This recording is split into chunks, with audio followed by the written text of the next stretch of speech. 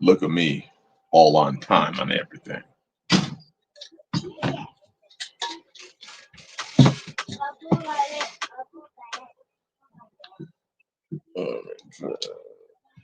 Nope, no. Drop that a tad bit. And let's get some tunes.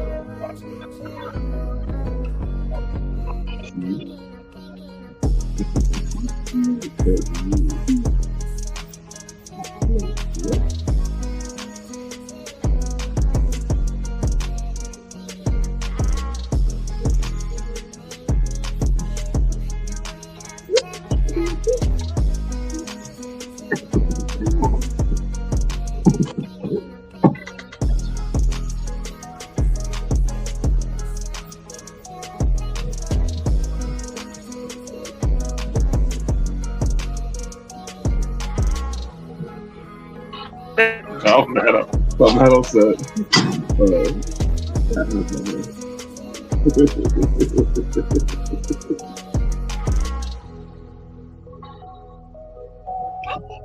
You did kill it. Who's the one sitting on that? This is good.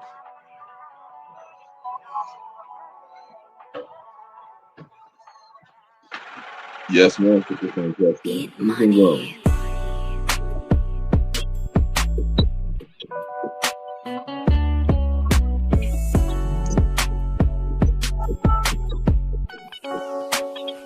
Eat money. Love you, sir.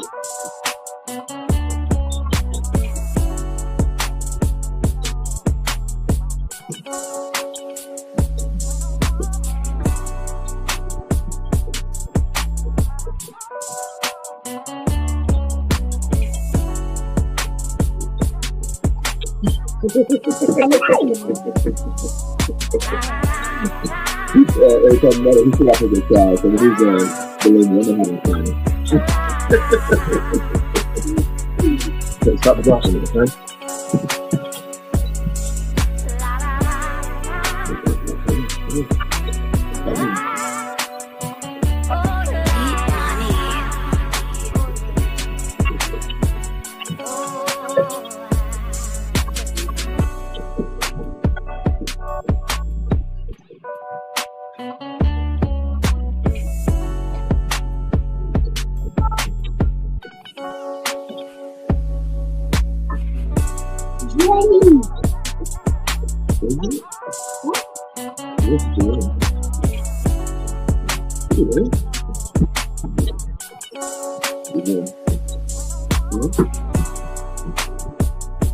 That's right.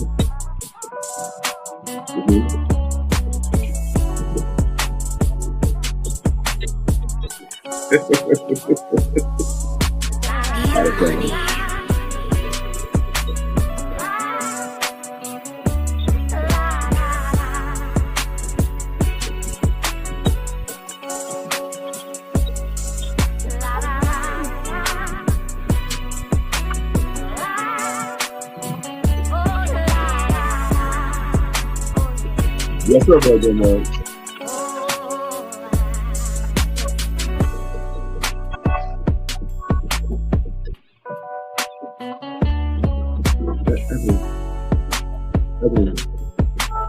You come to Kyle.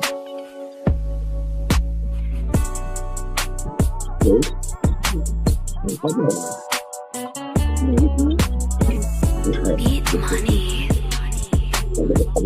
Okay. He could have been with you, Kyle.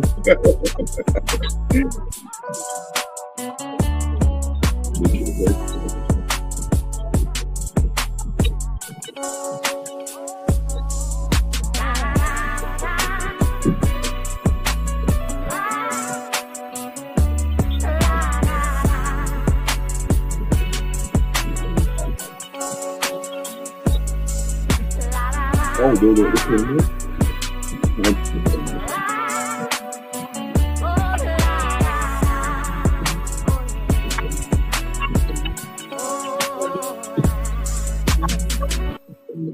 Beat money. What? You got up out there, huh? I was wearing nothing. Yeah. All right, yeah, we gotta go to war then. I told you. I'm going to war. Hey, guys, do live stream? Yeah, I'm doing a live stream. Why are you in a live stream? Because? Just because? You want to leave? No. No, you gotta take a shower. I'm not taking a shower. Yeah, you are taking a shower. I'm not. Yes, you are. You not taking a shower. I took a shower already. That's why my head is shiny, according to Brother Palmetto Paratrooper. He said my head shines and yours doesn't. Because you didn't take a shower. Bye, bud. Yeah, the girls at a party, the girls picked the flowers. Who picked these? Oh, okay. So this time, Ebony and my oldest daughter picked these flowers. And they'll do that. They'll go out there and pick, make their own little, what do they call these, bouquets? And then they'll decorate the house with them. And they're just wild flowers. So I ain't got no problem with them. And somebody decided to put them here. Who put them here for the live stream? I put them there. But wasn't for the live stream? Okay. I mean, I figured I'm like. Yeah, I'll leave them there for the live stream.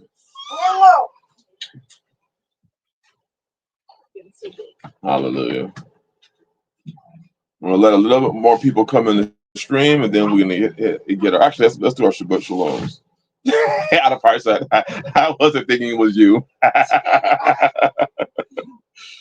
Well, you can't see me out there frolicking in the woods, picking flowers and tying them off. I don't even think my daughter can see that. My daughter's looking at me like, yeah, right. Let me get back in this spot. That is mine? No, you have to wait. You take a shower first. Brother Gary, Shabbat Shalom, brother. Palmetto Paratrooper, Shabbat Shalom, brother. Justin Monroe, brother Justin Monroe, Shabbat Shalom, brother. My brother, House of Lamar, Shabbat Shalom, brother. G. Coffer, Shabbat Shalom, brother G. Coffer. Adapari, Shabbat Shalom, Shabbat Shalom. Brother Cloud, our Cloud, my brother. Shabbat Shalom, bro. Shabbat Shalom. Fallen Sky Homestead and Preparedness Channel. Shabbat Shalom, brother. Shabbat Shalom. Brother Jay Morris. Shabbat Shalom, bro. Shabbat Shalom to you and your house, brother. Sister Kate, the children. Blessings and honor to your household, brother. That's where we are right now. And to those that are on the chat but not chatting, Shabbat, Shalom. It is an honor to have y'all here. We're gonna wait a couple more minutes, then we're gonna get started. Hope you all had a good week.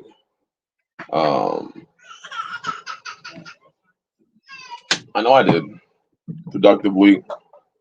Rapaholic, Shabbat Shalom, bro. Shabbat Shalom. We have a stream. We got a stream coming through. But before I get any further on that, I'm gonna lay low and let some more people come in and just chit chat. How's y'all week? I know a lot of people are looking at what's going on in this country right now, and a lot's going on in this country right now. A lot of people are saying a lot of things, and there's just a lot going on. There's just a lot going on. Little Lake Lodge, Shabbat Shalom. From the whole Charlie Kirk thing. With cooler weather. Shabbat Shalom, bro. Bro, Palmetto, yes. Brother, I'm glad I planned ahead also. I'm glad that I'm in the position that I'm in. Again, there's just a lot going on in the country. There's a lot going on in the streets. A lot of things being thrown out as far as everything that is going on.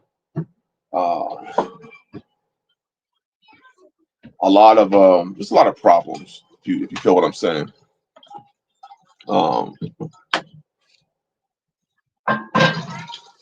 I don't know, how each one of y'all feel about the whole shooting situation. For me, oh, what? I went to wait. I went to Tractor Supply today and got $1,000 worth of garden stuff for $100. Pretty happy with myself. Today was the day of this. Oh, it was, and I went right by Tractor Supply today. Why'd you let me know? You should have called me, bro. When I was driving by, you should have said, "I need to call Brother Chris."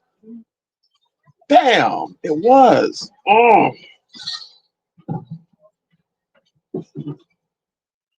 Huh? Oh. Oh man. What? She gave you 75% off on top? Man. Yes.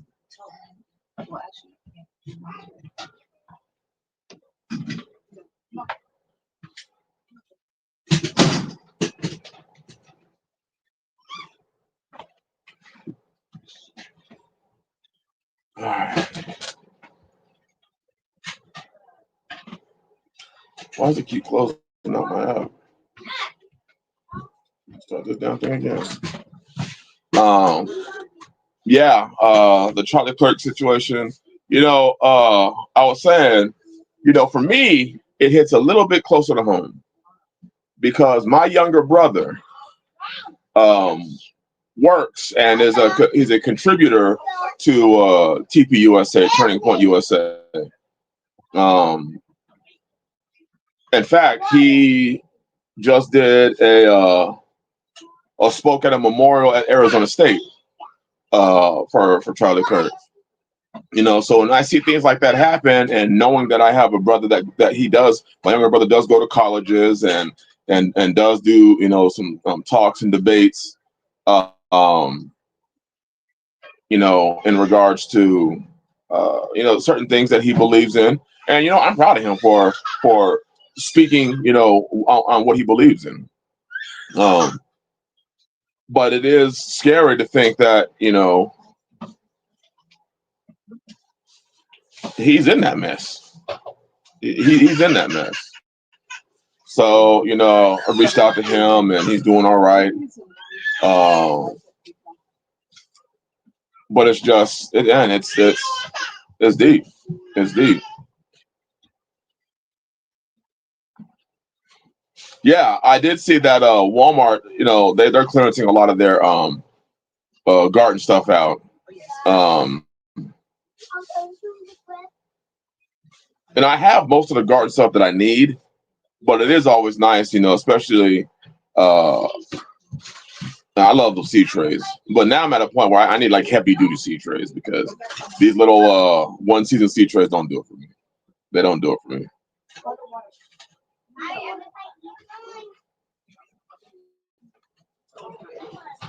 Let me get back in the shop.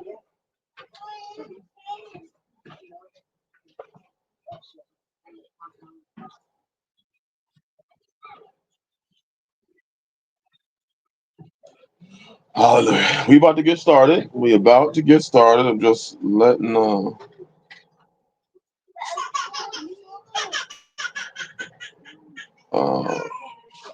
how's the Yashir? Shabbat Shalom.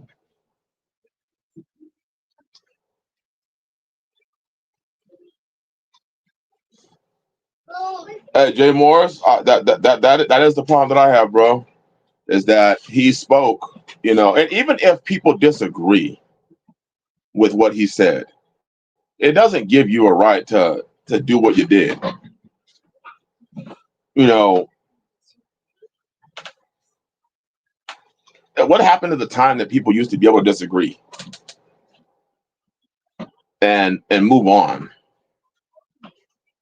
But Paul, you said fit farmer. Thank you, Sister Colleen. I was buying those Haas ones, but for I was paying $22 a tray. Now those trays will last for me forever, literally. They're $22 a tray, and when I need 10 to 15 trays, from starting what we're starting here at the house, and then what we sell, as far as seed starts go, that gets pricey.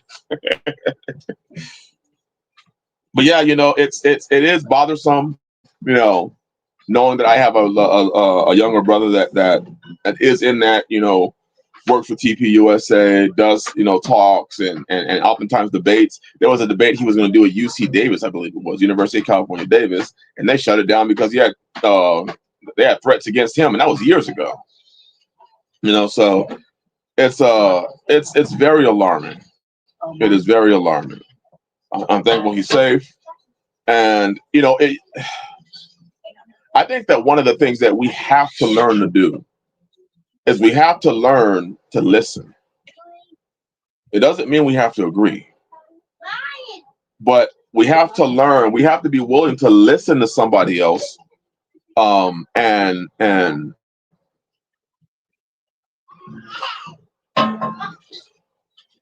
possibly be willing to have those conversations. Those deeper conversations. Oh, they're way cheaper than that. Okay, hallelujah. Yeah, I'll look into that. It's just, it's just not. It's not.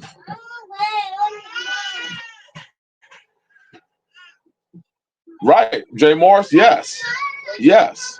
And my brother can take care of himself. Those that don't know, MAGA Hulk, Stephen Davis. That's my brother, my younger brother. We were raised our whole life together. Still communicate, still talk. And it was sad because he knew Kurt personally. I mean, I don't know. It's a different. We live in a different time. I never met Kurt. I never really. I don't really get involved in a lot of that. I'm not very political, as most people would know. I strive for the biblical correctness, but that's my younger brother, and I can appreciate the things that Kirk was saying. So when people try to say, "Oh, he was racist," I'm like, my brother worked for that company. What are you talking about? And me and my brother don't agree with everything. We don't even see everything eye to eye. But it's always nice to be able to have that conversation and to be able to see sometimes the other side's point or where they at least get their point from, and starting from there instead of what you normally see, which is you're wrong and that's it. Right, Palmetto, right. My brother speaks a lot of things, and it's not. This isn't. Yeah, Inkfin. He's about 6'4", 320, and he's a bodybuilder. My younger brother is about 6'4", 320. So he makes me look like a dwarf. Uh,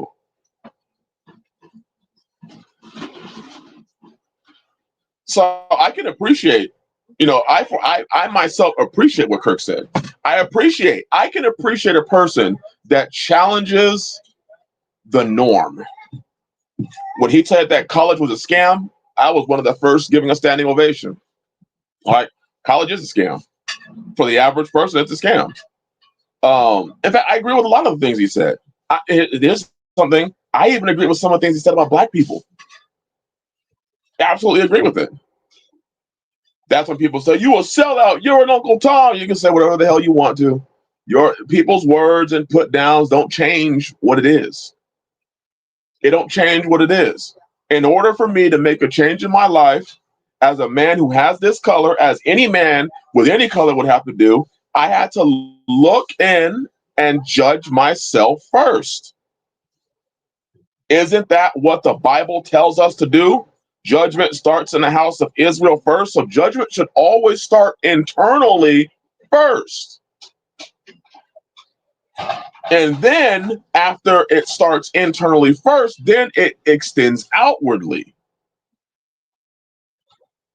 So before we go off and blame somebody else, I believe it is important for us to look at ourselves first. Before we point the finger at somebody else, look at ourselves first.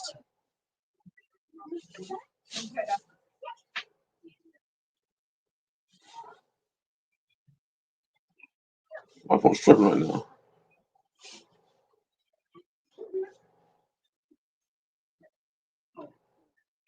Man, Adapari, you ain't lie, bro. You ain't lied.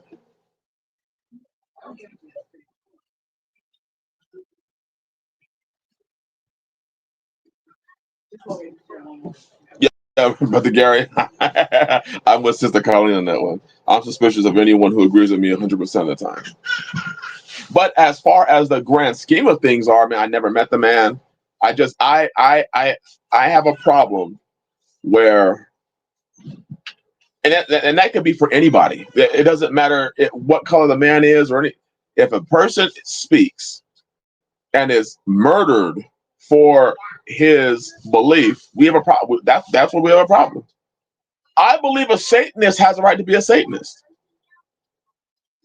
When people try to get in arguments, well, how do you feel about transgender? I'll tell you my view about transgender. But do I believe that a transgender should be killed for being that? That's their choice. It is their choice. Didn't Joshua say, choose you this day whom you're going to serve? Choose. Make your choice. Then live that.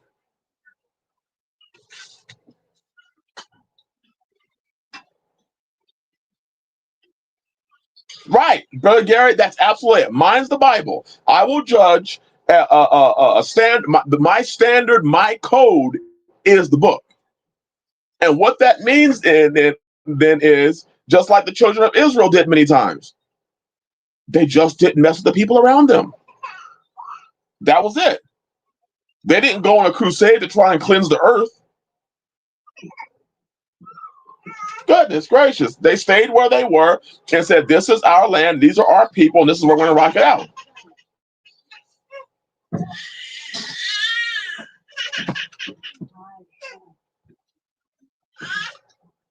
But I, for one, I will never argue with the truth. The Bible tells me to strive for the truth unto death. It doesn't tell me to be intimidated by it, but be scared by it. We should be seeking truth.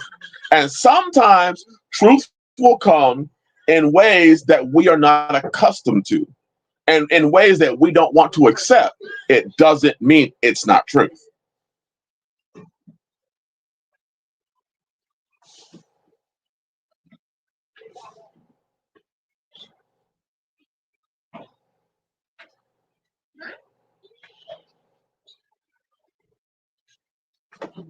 Right, but Palmetto, right.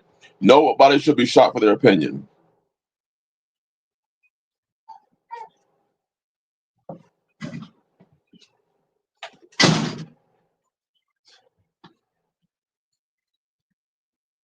Yeah, Palmetto, they are.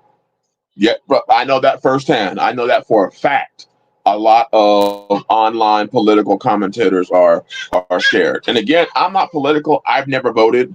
So, but one thing I do look at is I say this: how long has Trump been in office? Y'all, how long has Donald Trump been in office?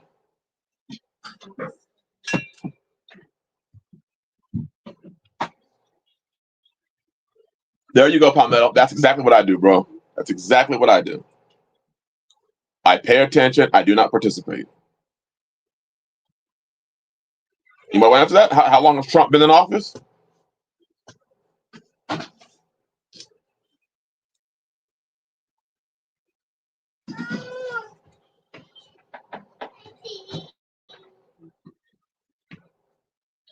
The rapaholic, right? Other part, there you said it. 9 months.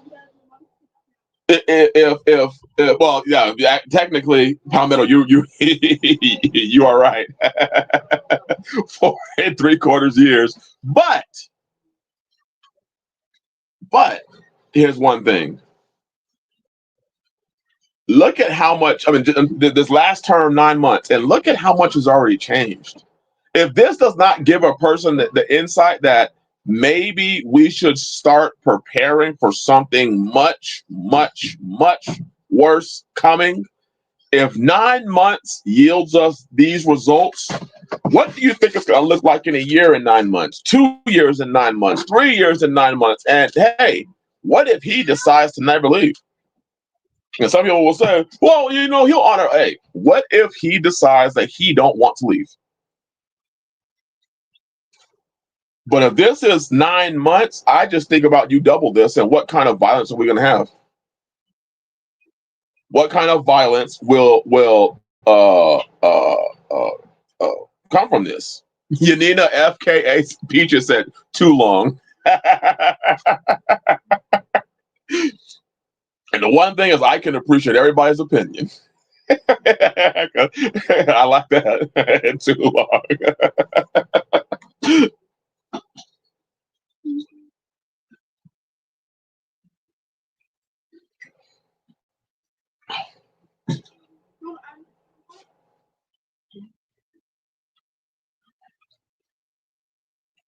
But Gary said, not long enough. See, we got two different spectrums.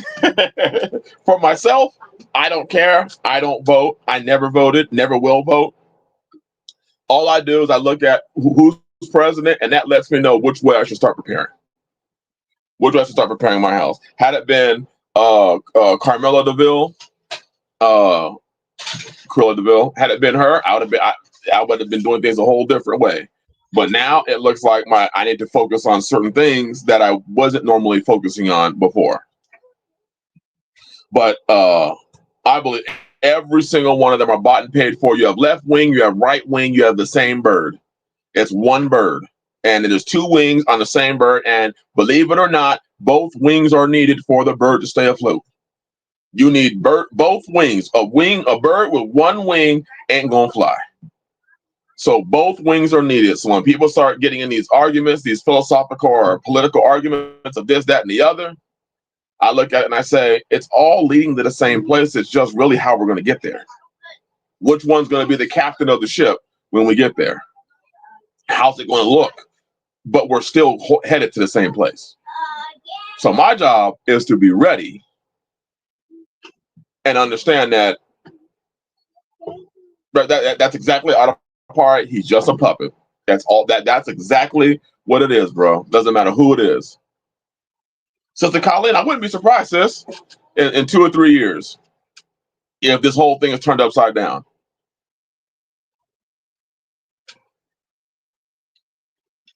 When people ask me, "Are you a conservative?" I have conservative values. Yeah, I align a lot closer with them than I do the leftists. But I don't claim anything. I claim Yahshua HaMashiach. I claim the law of the Most High Yah. And I know that no matter who you vote for, both of them are against that law. So why would I ever put my vote for anybody that I know is going to oppose the laws of the Most High. I will never cast my vote for a person that's gonna, well, he's a lesser of two evils. Well, that's still evil.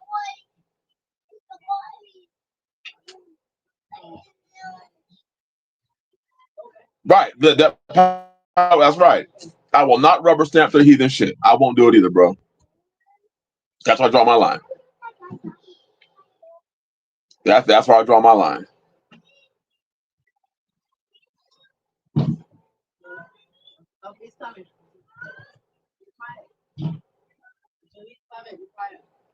Little Lake, large lake, right there. Evil is evil. Evil is evil. I have to, agreeing with Palmetto said, the fact is there really is only two roads. There's a narrow road and there's a wide road. And it's for us to figure out which road we're on. And by being on one road, I'm not going to be, because see, on the narrow road, which is the road of the Most High, I don't see either presidential choice on the narrow road.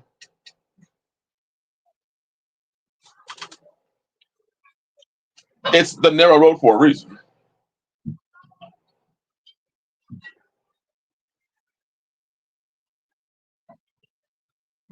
I like that, CFP. I just don't politic or politic. I like that.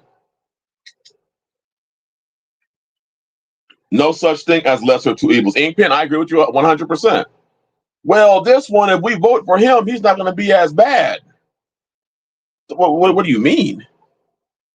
I thought anti-Messiah. In fact, sometimes the one that lines up, because sometimes people vote for the one that, well, he believes some of the Bible. Sometimes those are the most dangerous ones. The ones that have a little bit of Bible, sometimes they're more dangerous than the ones that have none. Because you can clearly see the one that has none. You can clearly point that one out and be like, that one has none. They're bad. But when one has a little bit, it's like, oh, well, there's a little bit of good in him, and maybe we can give him a chance, or maybe we can this, and maybe we can that. And, are you sure? No, I'm going to make sure I stay away from all of that because, the Antichrist, and so one of Satan's biggest games is to try and make things look a lot like, make things look a little bit holy. And hopefully if they make it a little bit holy, you might be willing to fall for it.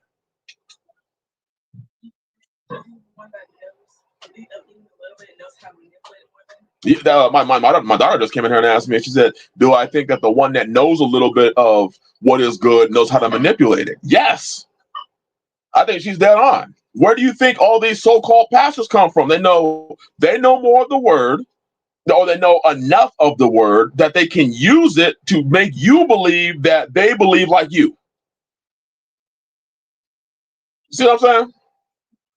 The one that comes in with horns, a pitchfork, and all that, you can tell him, hey, that person ain't. But the one that comes in, conniving, the one that comes, we always talk about, when it comes to, especially within the faith, the wolf in sheep's clothing.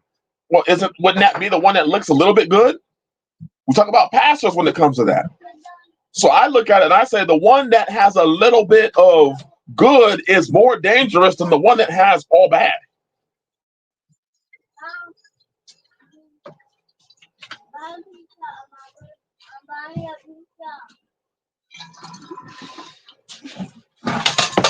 Uh-oh.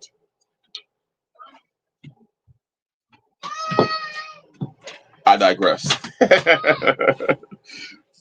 Anyways, let's get to this stream.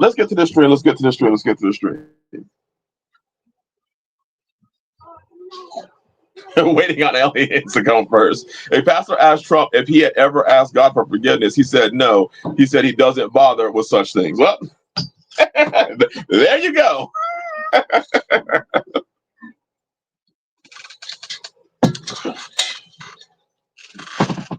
So, I've been doing a lot more studying. And I'm telling you, one of the greatest things that I learned in reading the Bible, and reading especially the laws, the prophets, the gospels, the letters. Right. That's exactly it, Inkpen. Ted Cruz knows a little Bible. In fact, I think a lot of them know a little bit of Bible. They know enough to make people believe that they actually follow somewhat of the Bible. They know enough of the Bible to make you believe that they're good. That's basically it. I digress. So I've been doing a lot of studying, and one of my brothers, I want to give props out to brother Sean Quillia. Sean Quillia. He's the one that posted something on Facebook that kind of caught my attention, and he was making a comment on um, Paul's calling of bishops and deacons. Bishops and deacons. And we've talked about on this channel quite a bit on pastors. And if you actually read the Bible, where do most pastors draw their authority from? Where do most pastors, deacons, so-called, ordained by the pastor, elders, and bishops, where do they all get their basic power from?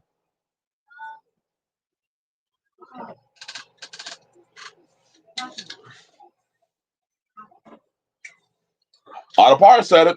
Anybody else want to give a? That G. Coffer said it. They all get their authority from Paul's writings. But I have a question. And when brother, a little like Lodge. Again, I want to give shout out to brother Sean Quillia, who his post stimulated thought, which is the result of his post is this stream. One of the things that I had kind of looked at, and he posted a scripture at the end of it from Paul. Paul saying that out of the mouth of two or three witnesses, that every word be established, which we know comes from Davarim or Deuteronomy chapter 19, verse 15, I believe. Where the heck, when you read the Torah or when you read the other letters, where the heck did Paul come up with some of these things? I'm just keeping it real, y'all. I am not speaking against Paul. I think the flaw is in our ability to read, and we think that Paul is lined up or is equivalent to the Torah or the prophets or Yahshua's writings. Paul spoke a lot of things with no second witness. Where is the witness, brothers and sisters? Somebody give me a witness. I want to hear the witness. Where is the witness that women have to wear head coverings? Where's the witness?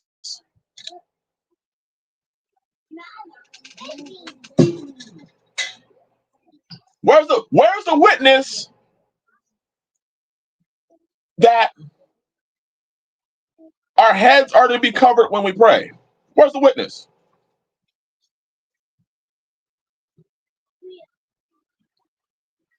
Where's the witness? Where's the witness that says we are to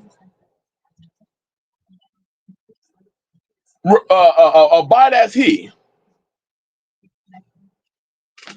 single? Where's the witness that says that women are to be single? They should abide them as them too. Where are the witnesses of these things?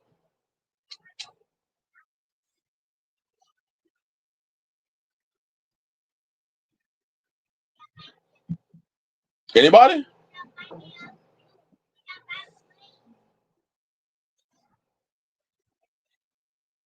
Anybody?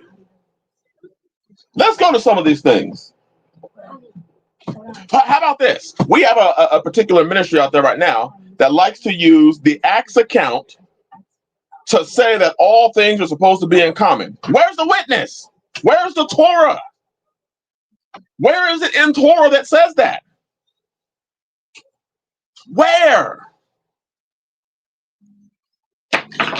See, what's happened is a lot of people have taken Paul's letters, and as Palmetto said, Peter already said they're wrestling the letters to their own destruction. And everyone always says, well, Paul spoke from the Torah. Well, clearly he had his opinion because he said he gave his opinion to the church of Corinth. He verbally gave his opinion. He said, this is my opinion and not of Yah. And then he went and said, this is of Yah, this is of the law when he's talking about a woman and separation. So based on, this is why I say it is extremely dangerous to take Paul's letters and to extrapolate from them all. That's right, Sister Colleen. It's tradition. And which tradition? Where did Paul come up with the term bishops, elders? Well, bishops, deacons. Where? And then to draw and the bishop has to be married. That was the point that Brother Sean was making was, where did it say that a bishop had to be married? Anywhere? Do you see anywhere in the Bible, in Yah's law, where it was mandated that a leader had to be married? Anywhere. Anywhere where it says that. Anybody?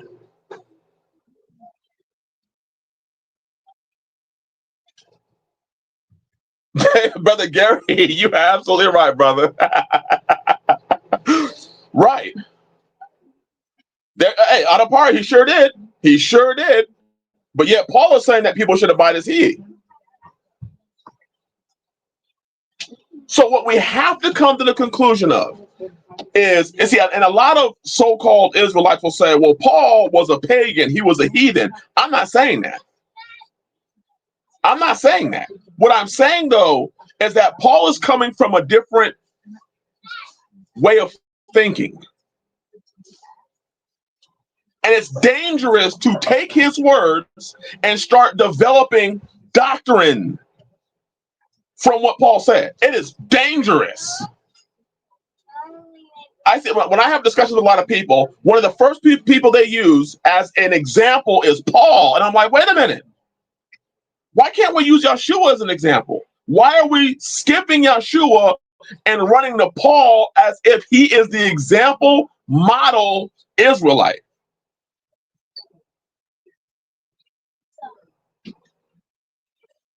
Why?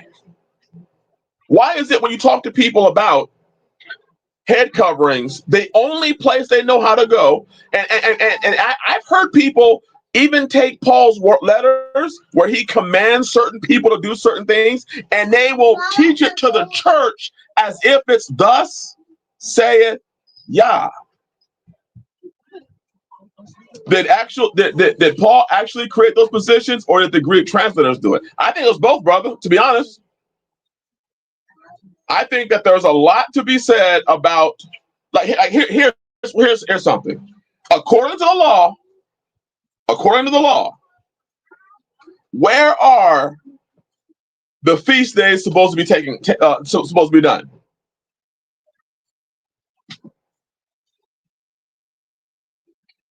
According to the law.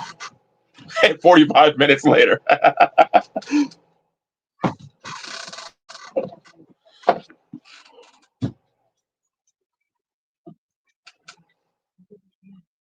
All right, G. Coffer, yep, it's in Jerusalem. There are several times it's mentioned in Corinthians and in Kings where Yah clearly says, I place my name in Jerusalem. That's where it's supposed to be done. So let's take a look at this. Acts chapter 20. Let's go to Acts chapter 20.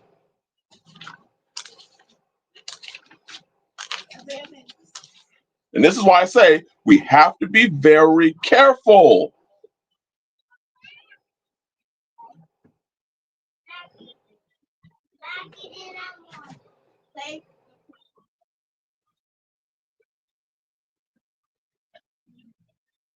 All right. Oh man, brother Gary, that's the truth, bro. That's the truth. All right, Acts chapter 20, verse 14. Listen. And when he met with us at Assos, we took him in and came to, I cannot pronounce that, Mytilene, and we sailed thence and came the next day over against Chios. And the next day we arrived in Samos and tarried in, I can't even, Autopara, Acts 20. Acts 20, we're now in verse 15. Troglin, oh gosh, Troglin. And the next day we came to Miletus.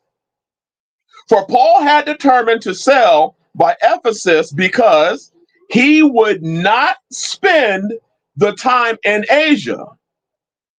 For he hasted, if it were possible for him, to be at Jerusalem the day of Pentecost. So Paul is going to Jerusalem for Pentecost, right? He's actually making haste. He's hurrying up to get to Pentecost, to get to Jerusalem for Pentecost. Why?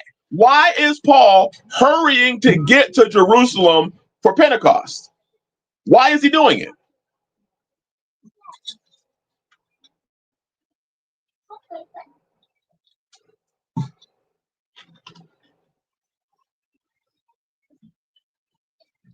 There you go, out of party. Woo!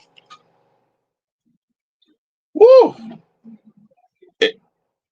Why is Paul hurrying to get to Jerusalem? Right. He knows what the Torah says. He knows where the feasts are to be done. So he's hurrying to get to Jerusalem.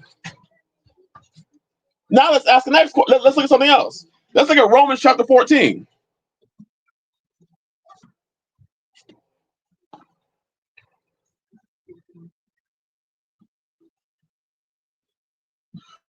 Romans chapter 14, verse 5 and 6.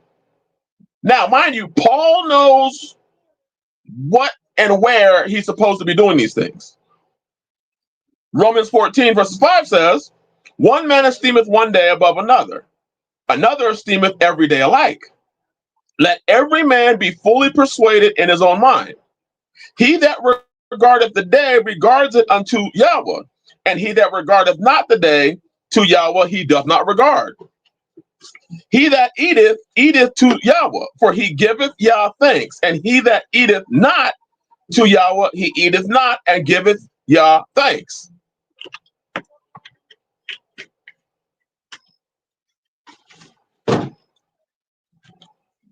Well, actually, Palmetto, it said in Kings and in Chronicles that that's where Yah placed his name. So Yah said it. Yah, it's actually said he placed his name in Jerusalem. That's where he placed his name. So it actually does equate to Jerusalem. And then Colossians chapter 2, verse 16 says, I was gonna say, out of part, it actually says it in Kings that's where he's placed his name. And he said at Palmetto, it says that's where he chose. If you read the accounts in Acts, let me see. I'll hit it real quick. Let me get there. That's the wrong chapter.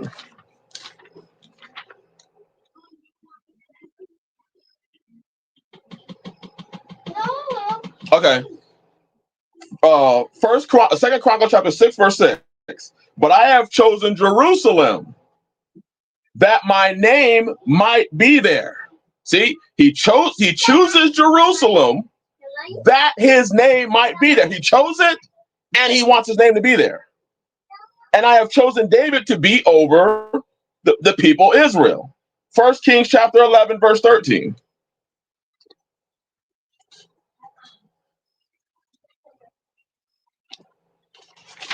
1 Kings 11:13.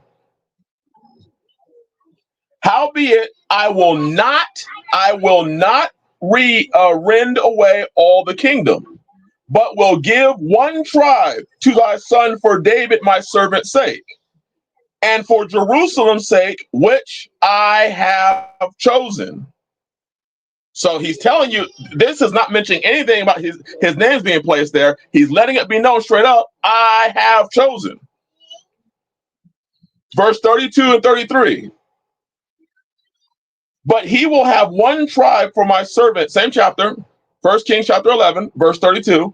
But he will have one tribe for my servant David's sake, and for Jerusalem's sake, the city which I have chosen out of all the tribes of Israel. So he's letting it be known, he placed his name there, and he's chosen it.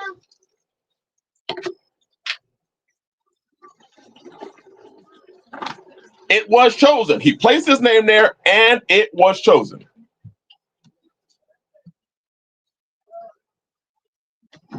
So I think that's pretty. That's pretty straight for me.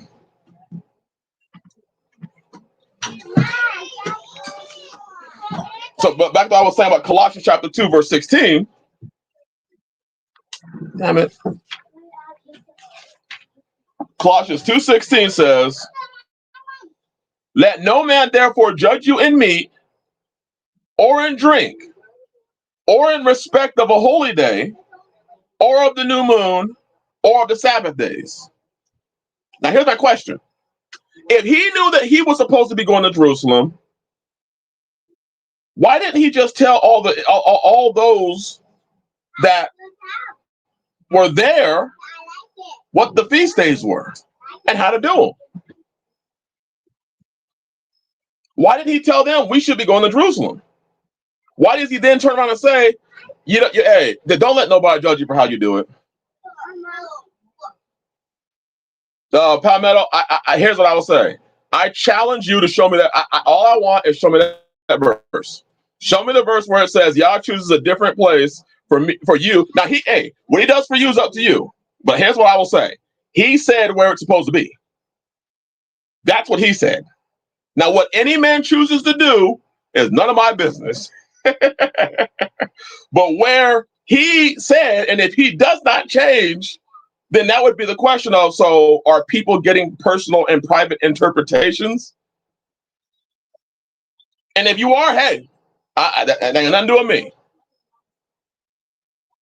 That was nothing to do with me. But he said himself, Yah said himself, he chose the spot. So much so that Paul made sure he was going to the spot.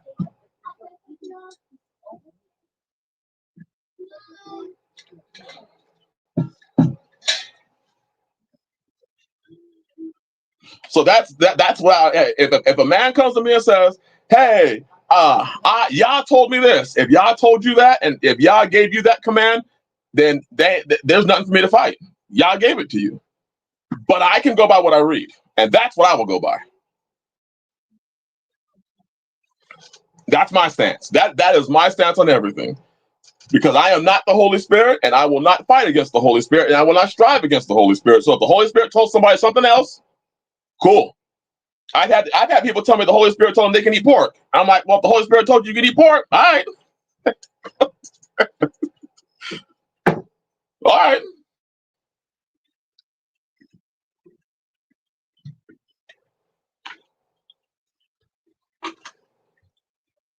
Deuteronomy 12:5 said G. Coffer.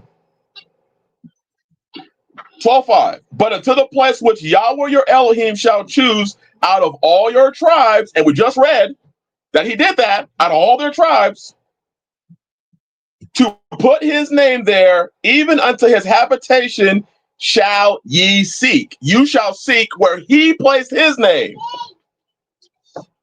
and thither thou shalt come. And thither ye shall bring your burnt offerings, and your sacrifices, and your tithes, and your heave offerings in your hand, and your vows, and your freewill offerings, and your firstlings of the herbs of your flocks. And there ye shall eat before Yahweh your Elohim, and ye shall rejoice in all you put. I mean, it says that's what it says.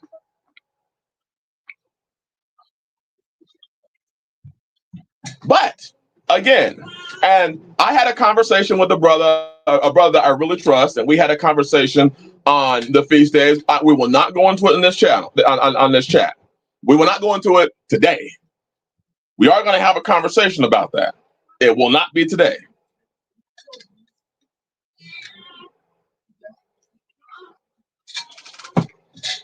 But it is kind of the opening, just presenting some ideas out there. You know, one of the biggest mistakes that I have made in coming to this faith is when I came into this faith, I listened to what everybody else said. And everybody else told me what I should be doing. And then I read the Bible according to how they told me to read it. And I came to the exact same understanding that everybody else came in. The understanding that everyone else came into. Now I read the Bible for what it says. And certain brothers that there are certain brothers again I trust. Well, I mean, Pat Mel, you're turning this into something that's not. We're not talking about standing your ground. That has nothing to do with this. You're turning this into something a little bit more personal. This is not about standing your ground when it's outnumbered. This is what the Bible says. That's. I mean, you can stand your ground, but I'm basically saying what the Bible said. That's what I'm going off of. If you and I will stand corrected. If you can present me a verse that said that it changed, then I will stand corrected. But until that time, I presented to you where not only he placed his name, but also the land that he chose out of the tribes. That's all I'm saying. That is all I'm saying. I have a full understanding. Y'all can tell Jonah to go to Nineveh. So if y'all told you to go different places, then hey.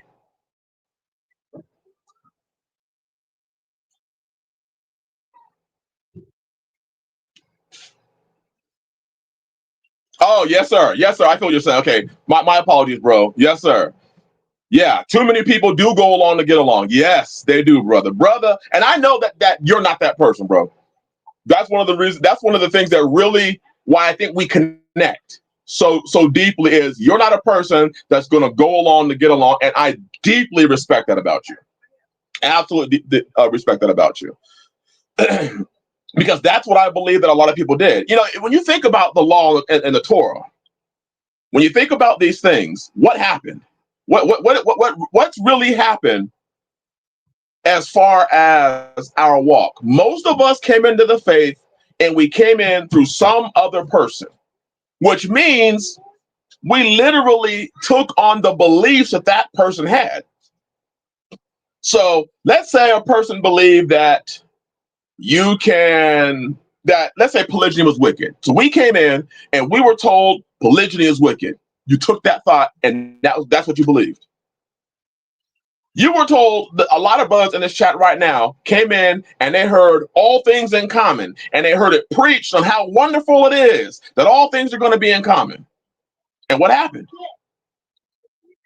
What happened? Once they finally started to read the Bible themselves, they found out that although the person did bring that verse out, it's way out of context. It is way out of where it's supposed to be. So what I have done is I've started to read the word myself and I've started to ask myself questions. But Hebrew alcoholic, please don't ask that question, bro. Please don't ask that question, bro. Don't answer that question, bro. Brother, please don't. Because you're going to get different answers. And then if other people answer it, I'm going to feel that I have to answer it.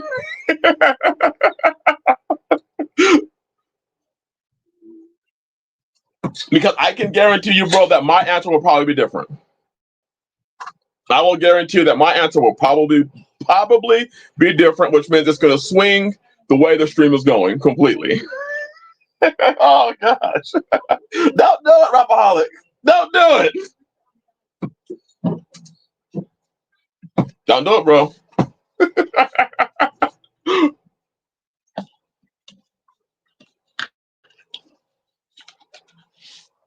I mean, unless you want to do it. I mean, I don't want to do it right now.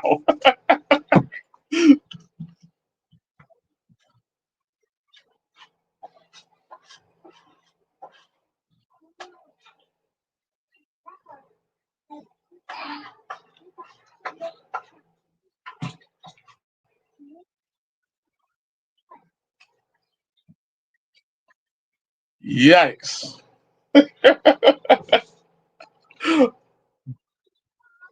I've had many people try to converse with me about it, and this whole process for me, the last 5 years have been a very powerful process in which I started to read the. It took me, the Bible says, "Be transformed by the renewing of your mind." It took me years to simply renew my mind from what I was previously taught.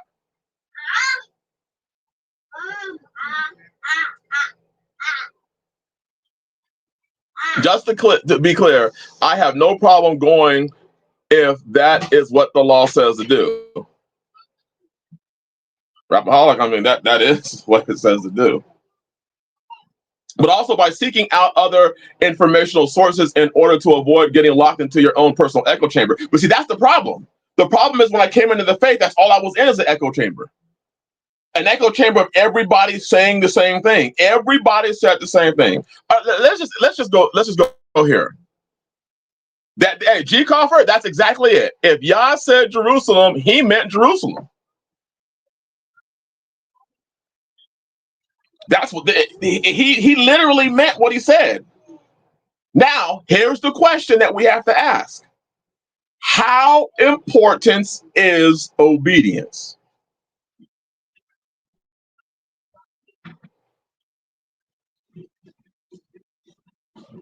That's the big question.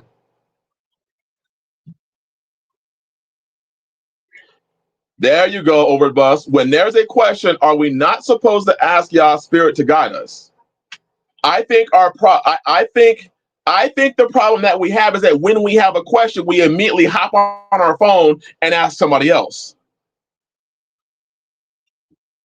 I think that the biggest problem that we have is that when we have a question, we jump on the phone and we ask somebody else their opinion.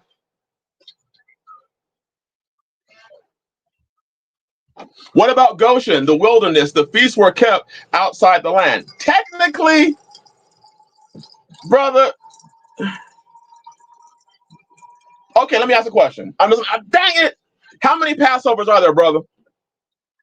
Brothers, how many Passovers are there? This might get a little bit deep.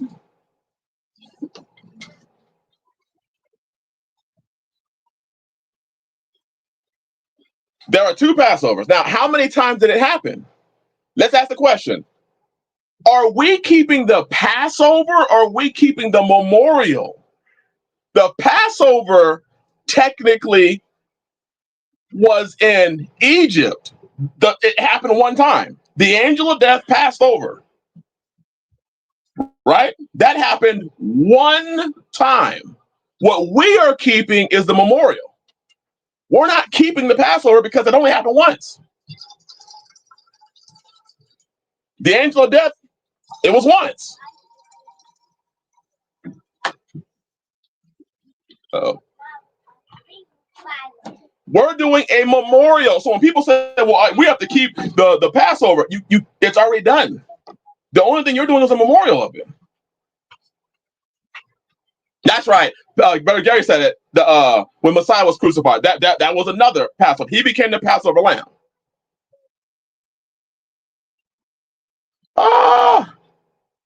So if there was only one Passover in which the angel of death passed over, that took place in Egypt. So the only Passover outside of Yahshua, the one that the law talks about, is referencing the Passover that took place in Egypt. Everything else is a memorial.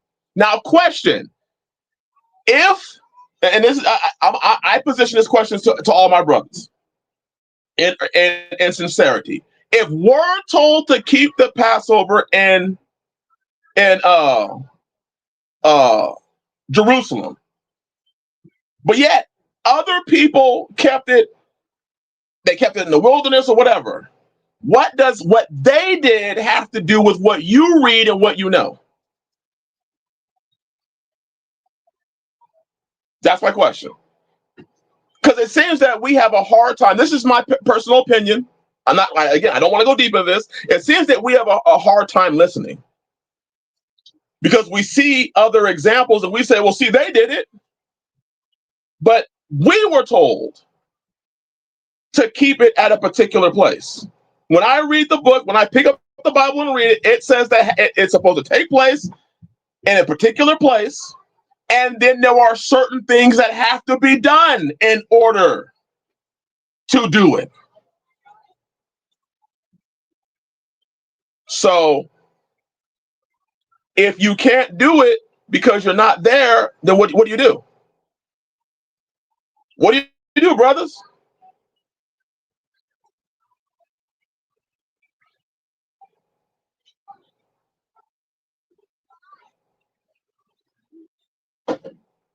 That's my question.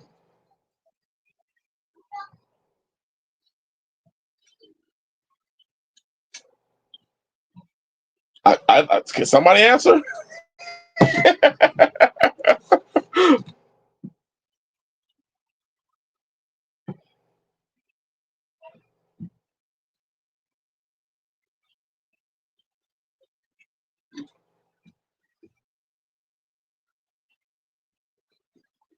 Anybody?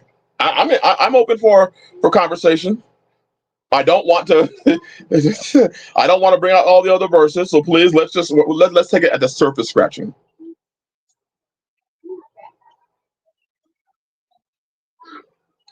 If you are unable to do what it says, then what do you do? If you're unable to go to Jerusalem and perform what the Bible says to do, what should you do?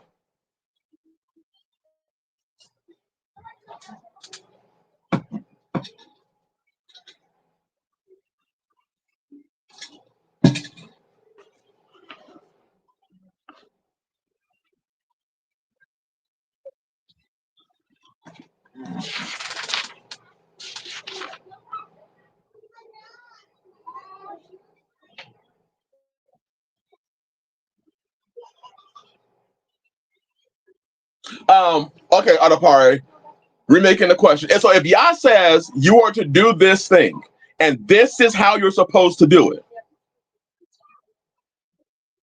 But okay. Thank you, LaFrance Hart. Thank you for answering. But here's my question: is that obeying? Is that obeying? So LaFrance Hart said, performed at home in the best likeness that you would if you were in Jerusalem. But is that what we were said to do? And this is why I asked the question of obedience. I think one of and I'm gonna present it this way. You remember Cain and Abel? Cain did not bring what was required, right?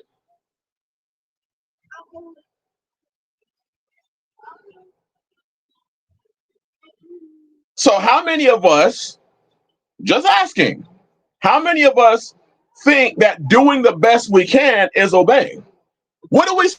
How about this? When we look at certain laws in the Bible and we say, like, we don't kill the witch because we're not in our land. Well, people say that all the time. We don't kill the adulterer because we're not in our land. We'll say a lot of things and then we'll finish it off with because we're not in our land. But then other things, it seems that we do whatever it is that we kind of want to do and then call it obedience when he told us how to do it. Another story. Who remembers Uzzah? Uzzah the Israelite. Yah himself said, do not touch the Ark of the Covenant. He told them that. Only the priests are to touch the Ark of the Covenant. Yet, when the Ark of the Covenant, because the cattle were pulling, it started to tip over, he thought that he would, I guess, help Yah out. And what happened? What happened? What happened to Uzzah? He got struck dead. Well, Palmetto, there were certain things that were to be done in our land. There's another brother that made a great point. He said, like the Bible talks about when you go through your field the first time, anything that drops to the ground is for the orphan, the stranger, and the orphan and the stranger. So when he would drop things from his blueberry vine, it would fall onto the ground. And when it fell onto the ground, he would leave it for the orphan and the stranger because that's what the law says. But he said, I look to my left and I look to my right, and my neighbors are heathens. So I'm supposed to leave these blueberries on the ground for the heathen because that's what the Torah says? What stranger is going to come and get them? What neighbor? And if you left your grapes that fell on the ground and your neighbor came onto your property and took them, you probably have a problem. So my question is this: are we called to obey or not? And if there are things that you can't obey, what do?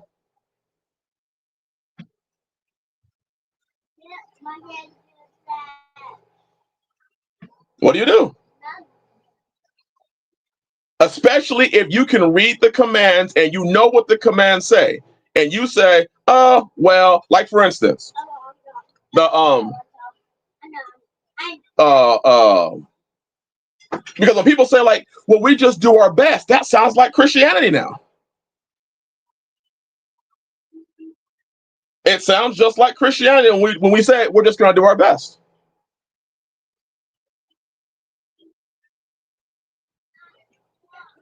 And if that's what people say, and this is my perception. People say, "Well, you just do the best and you leave it at that."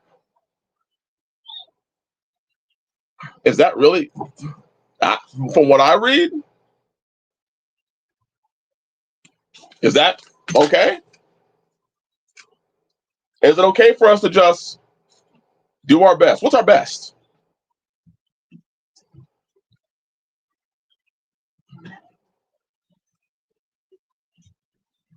And that's all I'm saying. If you can read the instructions, then maybe we should focus our time. But out of part, that was the next question, bro. But I was gonna stop. I was gonna stop there. How do you know you are doing your best? How do you know? Maybe we should take up a fund so that we could go to Jerusalem.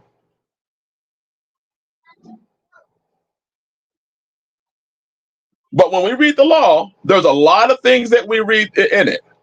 Like, for instance, when you take a wife, the law says you're not supposed to be burdened with any matter of business for a year so that you can please your wife. You're not supposed to go to war or do any of those things. How many of us are capable of doing that?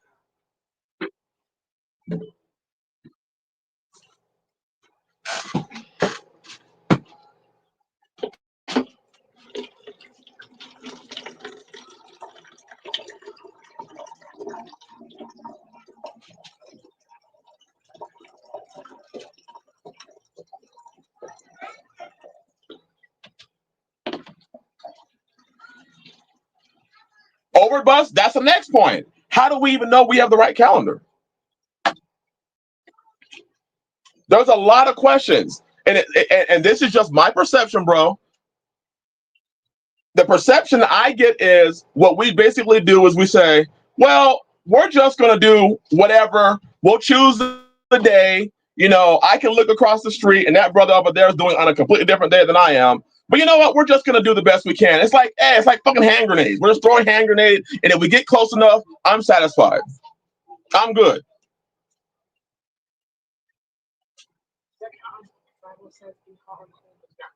Yeah, yeah, yeah. That's a great point. And this is my conviction. I was convicted that if you start looking at this stuff and if you just start saying, "Oh, do good enough, just do good enough, and we'll be okay."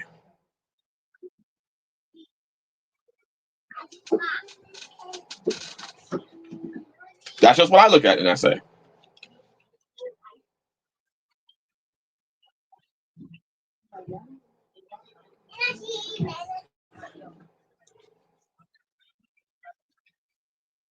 That's just, I'm just putting that, I think out of part, we get, then do we just throw away the Torah and just rely on Yahshua's grace? No, we don't throw away, because a lot of things in the Torah we can do.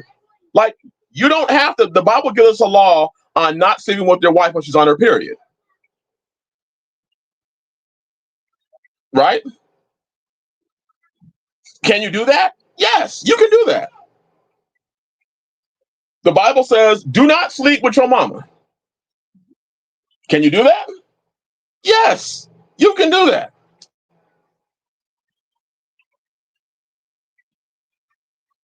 What I fear is that we tell ourselves, brother, on a part that's what it seems. So you don't throw away the whole Torah, because there are many things in the Torah that you can do. And then there are things in the Torah that you cannot do. And it's funny, because when it comes to most things in the Torah that we can't do, we simply say we can't do it. Because we can't. There are certain laws that are specifically for when you are on your land, when you were in the land that Yahweh your Elohim gives you. And certain people translate that to mean, well, the land that you live on currently right now. That's not what, context is important. People will say, well, Yah gave me this land. Well, my question is if Yah gave us lands, and we always say that, Yah gave me this land, then why are we selling it? Why are we selling it?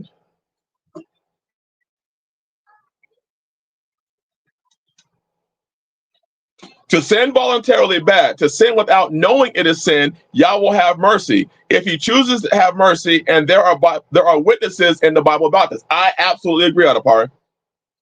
I absolutely agree. But if we read the Bible and it says something, and we say, well, I can't do it,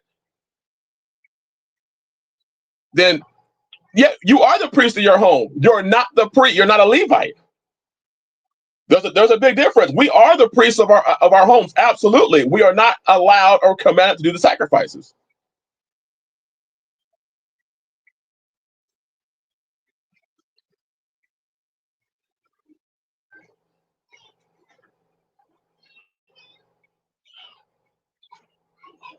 Out of part, so oh, I understand the point, Chris. It's a deep conversation that, and I want to say to the brother that I said that I would not bring it up. You brother, please understand, I was trying not to bring it up, brother. You know who you are, bro. So forgive me. Because I said that I wanted to bring this up in the winter time. I like how you learn to know the difference about you are not doing something because it is impossible, and doing something just the best you can. Right. Right. There are just certain things that because of captivities, because of the nations that we live in, and if you read the Torah and you read it through, you're going to come across to a lot of things. You're like, well, damn, we can't do that. We can't, the dude was working on the Shabbat. We can't do that. And if you do it, you have to understand, like the story of Maccabees, that there's going to be some severe consequences. Like when Judah or Mattathias, when Mattathias saw the dude who was it bringing sacrifices to the Greek king or the Greek gods, and he killed him. Then he had to run. You see what I'm saying? He understood. I gotta run. Fallen Scott said, please don't please don't go to work for a year, and your wife will become worse than crazy out there. Oh gosh. May I remind you? Uh-huh. The person that said the comment about the difference of doing the best we can versus when it does not do it. Uh-huh. And I think the key point to remember about the feast days is remember that wording of where do it forever. Some of it means time frame. So Yeah, that was yeah, time frame. You didn't stop doing it, you just gave there's time another frame. thing that I would suggest that brothers do a understanding, do a study of the word forever, because he will say, well, it says to do the feast forever. Do a study of the word forever in the Hebrew, and you'll find out some things about that word that don't mean what we understand the word forever to mean. That's all I'm gonna say. I don't want to give too much because I want you to do your own study. There's another brother who did a deep study on this, a deep study on this. I'm not gonna post it up yet, but brother, if you're listening, it was a good study, and I think that people need to take the time to actually question. It means really long, but there's also another meaning to it. There's another meaning to the word forever, which actually means, I'm not going to tell you. There you go, Adapari. Adapari knows that that's exactly what it means. Forever does not mean forever. It's a conditional forever.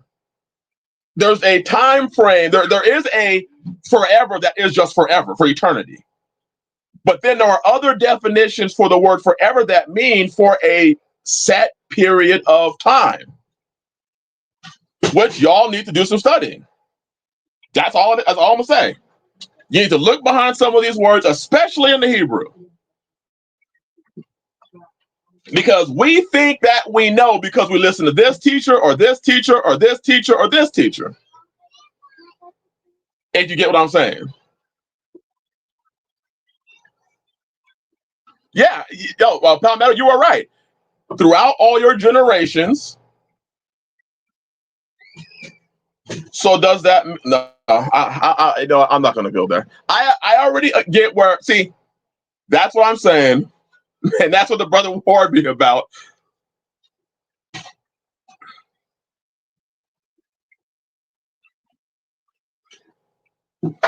Yeah, I'll stop there because I know a lot of y'all.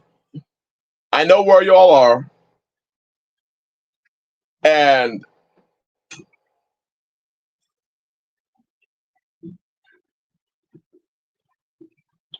yeah, that's what I'm gonna say. That's all I'm gonna say. On the part, I do too. I love the communication. I love it. But it was always amazing to me when I first came into the faith. No, Palmetto, not you, bro, not you, bro, not you. You already know, bro. When it comes to me and you, I enjoy your conversations, bro. I enjoy dialoguing with you, even when we come to points where we do not agree on. I enjoy the dialogue. But my question is and always has been, what is obedience? And that's the question. Is obedience is obedience doing part, or is obedience not doing part? But hey, Palmetto, you are so right, bro. I prefer it when we don't agree. LOL. There's a lot more growth there, brother. Yes, and there's a lot more iron sharpening iron.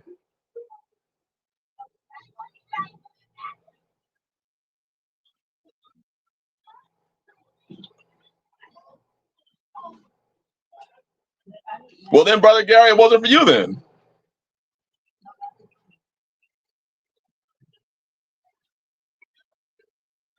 That Elaine Brock said it right there. So, based on what Sister Elaine said right, or Mother Elaine said right there, if forever means until you are no longer on this earth, or it can mean in eternity, then forever can mean as long as you are in your land or for eternity. We ain't ready for that. We ain't ready.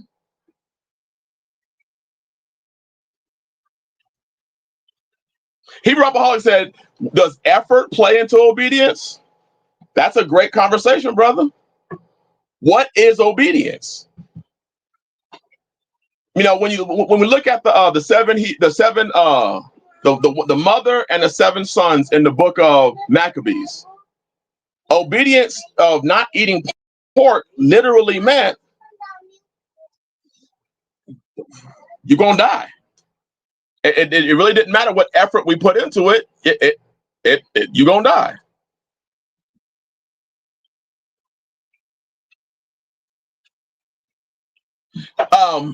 Hebrew or Palmetto Paratrooper, if you read the book in context, when he said the land that Yahweh your Elohim will give you, he was talking to those people. Like I said, when Yah tells somebody something, when he says something that says your house, he's not talking about everybody's house. He's talking about their house, their specific house.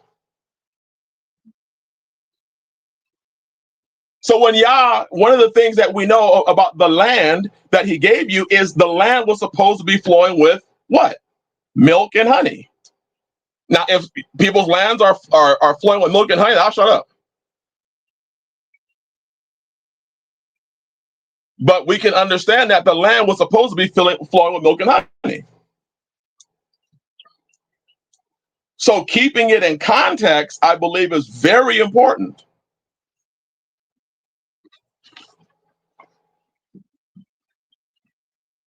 Obedience, doing what Yah says you need to do. That's obedience. That is obedience. But like I said, when I first came to the faith, one of the first things that was pushed, and I will admit, I did not do studying on it, was the feast days. That was one of the first things. I don't know, but many brothers have many different experiences. But one of the first things that was pushed, you have to do the feast days. And I ran to go do them.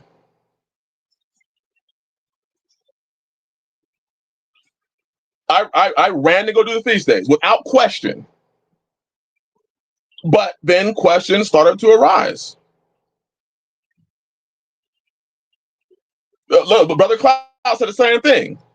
How many things without question did we do? And some things just simply sound better for us. And then what we do is, one of the things that I'm afraid of is the whole heaping teachers.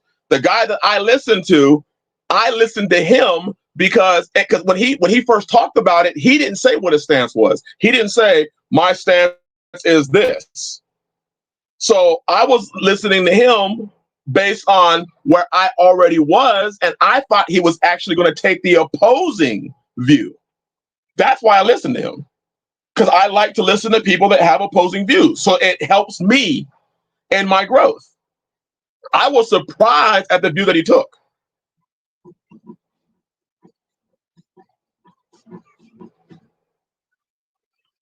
But like I said, my first moment into this faith was, here's the feast days, keep them.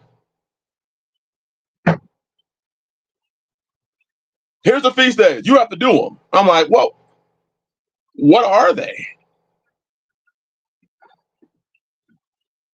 At Palmetto, I'm a lot like you, brother. I don't listen to people as if they're the ultimate authority either, because I will question.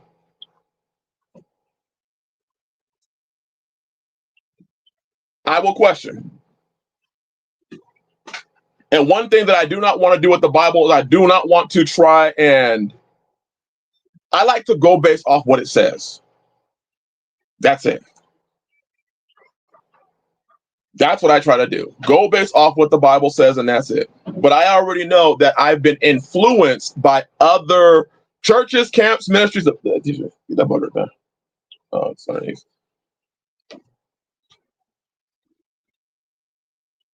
Oh, it's right here. You see it? Palmetto said, let me see. I never even got to visit straightway because by the time I called, the DFAC I had already pushed back in the comments. Yes. And that's what I think, Palmetto, what you say or saying right there, I think that's essential for us to do. It's essential for us to read and to push back.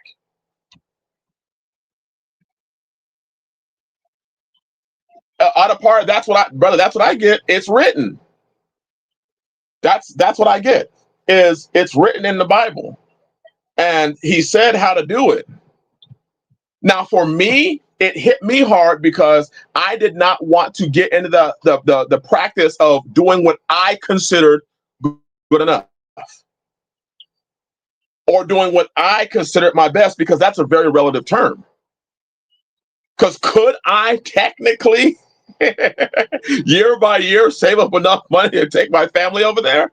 Yeah, I could. Is it a lot easier to just do it here? Yeah.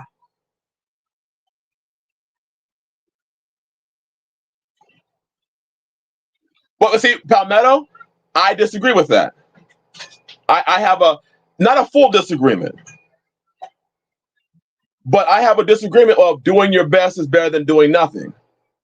Because doing your best is better than doing that. That sounds like a very, I'll say, humanistic uh, terminology. Because what does it mean? Is doing our best better than doing nothing? I mean, in some cases, yeah. In some cases, I would say yeah. But what's the end game?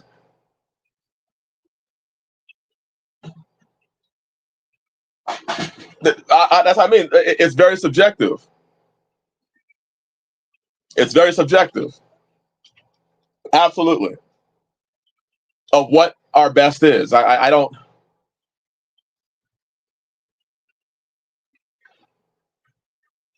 For what I read in the book, I'll say this. For what I read in the book, I read do or don't do.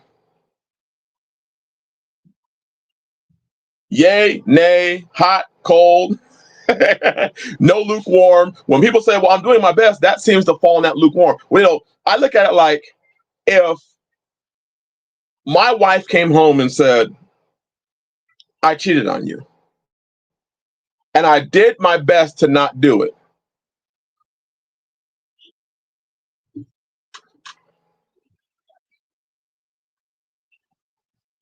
Now, what you said, Palmetto, earlier, we need the blood of Yahshua. We need the blood of Yahshua because our best is not good enough. We need his blood because our best will never be good enough. Oh, wait. I think I see. Okay, I think I see. I think I see what you were getting at, Palmetto. Yes, rapaholic. Yes, yes. I'll say this, brother, and I'm gonna be completely honest. I know many brothers, men that look like us, men of color, that say they're doing their best, and then they're in some sects, in some racial environments, there will be people that are white that say, well, your best ain't good enough. And it's okay to say that. It's, when they say, uh, wait, I think Chris is having the perspective of not conforming about something, but seeking perfection.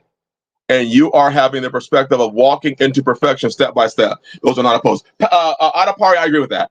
I agree with that. I agree with that.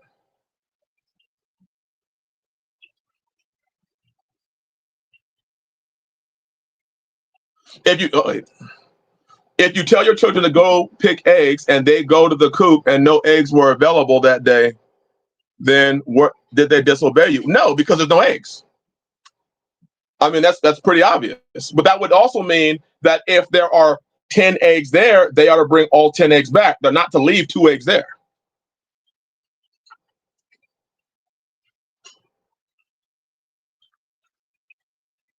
So if my children know that there are eggs in there and they see and visualize the eggs, or if they say, hey, there's an egg in an area that I can't reach, then they would come and tell me.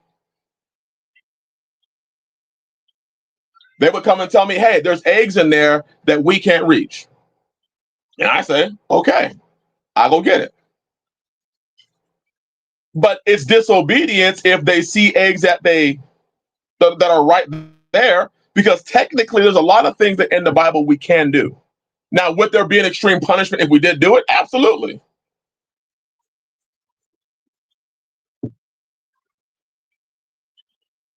Woo, Palmetto, that's the truth, bro. I decided to follow Messiah, and he walked me to where I am now.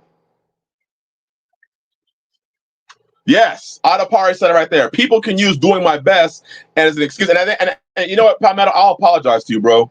I want to apologize to you right now because I took it as if that was an excuse. And now that Adapari is giving the perspective of what you were saying, you weren't saying it's not doing my best is an excuse to not do it.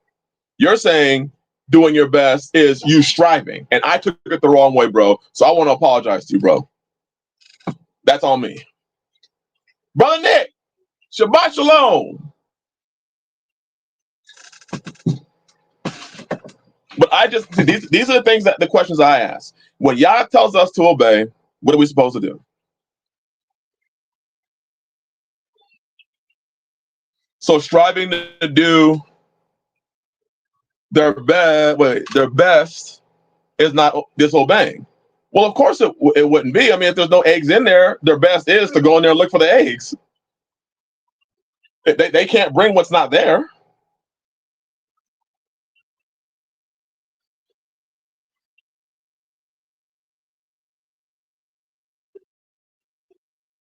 That's right. You cannot expect perfection from yourself, but we are to move towards perfection, which in that case is what things can you do and what things can you not do.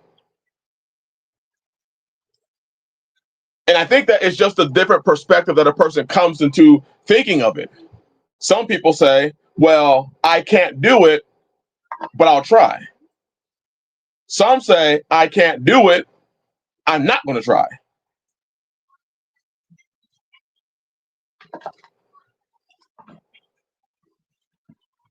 Oh, yeah, we can't match the master. No way. Yeah, we can't match him, but he did say, be as him.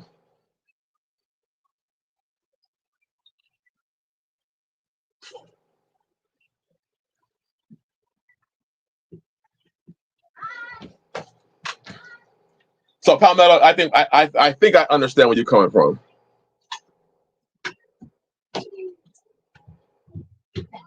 But I saw Rapaholic say something. Yes, Rapaholic, I get what you're saying, bro.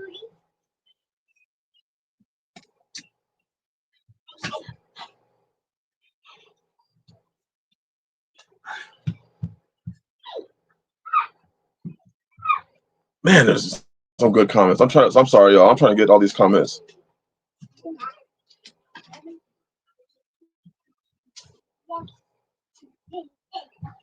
Man, out of par. That's the truth, bro. That's the truth. And that's what one of the things that I work towards as I read this book is one thing, I'm not afraid to come to my own conclusion.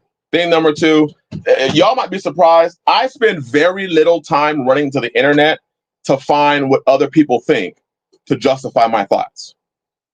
I question my thoughts and I compare.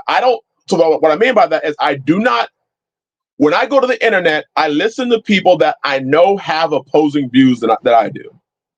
I'm not listening to somebody to try and substantiate what I believe. I want somebody to try and poke holes. Oh, wait. Bro, I don't trust people who never come to a different conclusion than I do or the group does. Yes, sir. Right. Overbus said it's self-imposed. Our biggest hurdle is ourselves. And since coming to the faith, I have seen so many people, and I mean so many people come to the same conclusion and then push the conclusion. Like I said, when I talk to a lot of people, I know exactly who they listen to. The man, Palmetto, there is a balance. Yes, sir. Yes, sir.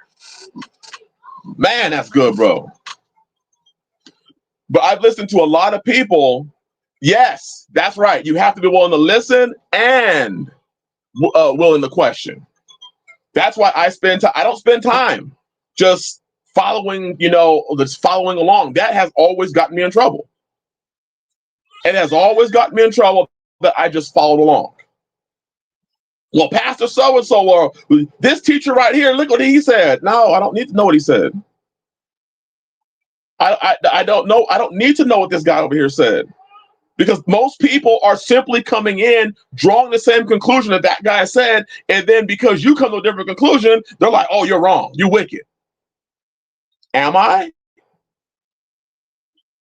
I know exactly what you mean. I can spot people that listen to Charles, Joe, and TJ just by the phrases. Bro, that's right. They'll say the exact same catchphrases that these people will say.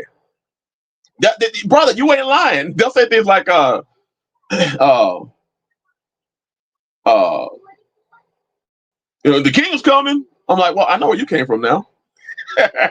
What are some of? Oh, Tish name in here. What are some of the other things that he used? I can't remember. But who says this? You know, well, we need to do the things, and everybody will say it. And I'm like, I know who you listen to. I know who you listen to. There you go, out of power. Yes, there's one right there. White people is Edom. I know who you listen to. White people are Esau. I know exactly who you've been following. Brother, do you know that you're from the tribe of Judah? Brother, I have no clue, but I know who you listen to now. Just like what I knew that straightway followed a lot of the principles of Charles Parham when I heard him speak about the Holy Spirit and speaking in tongues. It was the same exact thing that Parham said. So when you start listening to people and how they speak, you're like, I know where you got it from. The problem is that we have a Bible. Okay, I have no idea that we can actually. Wait. I had no idea that we can spot the actual spirit they have, and it ain't holy. Bro, you ain't lying. You ain't lying. You ain't lying. So when I spot these things, I know, okay, I know who you listen to, which means I already know what you believe. I already know. If they call somebody, hey, Shep, I know you believe all things in common. Straight from go. If you call a man Shep, I know you believe all things in common. You believed all things in common at one point in time. And that's been my biggest flaw is I wanted to have a real authentic relationship with the Father, not with another man, not with what other men say. And that's why I was bringing up Paul, is because it seems that a lot of people draw from Paul and don't have the witnesses and where the Torah and the prophets and Yahshua. And when I look at Yahshua, the prophets and Torah, and I don't see uh, um, uh, uh, witnesses, then it starts to make me question, where'd you get it from? If Paul out of nowhere comes and says, yeah, everyone, women have to wear hair coverings, and if they don't wear hair coverings, they should be bald. I'm like, okay, where do I see that at? Where do I see it? Oh, I don't see it. But yet people are telling it as if I'm supposed to believe it. And then when I question it, oh, you're rebellious. What? What? Well, let's have a discussion then. And if we're not going to have a discussion, then my understanding is, hey, I come from over here, and this is what I look at obedience and see. Like I said, I'm not trying to convince anybody.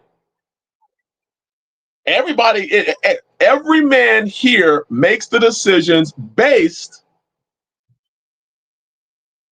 on what, CFP, I do not think that he was actually talking about a garment at all. In fact, there was a sister who had the permission of her husband to comment on one of my videos, brother, and she posted the same thing that you did earlier. But there are some other things that, as you read the Bible, I'm like, man, that, one thing was pointed out was, all of us know the story of Joseph in Egypt, right?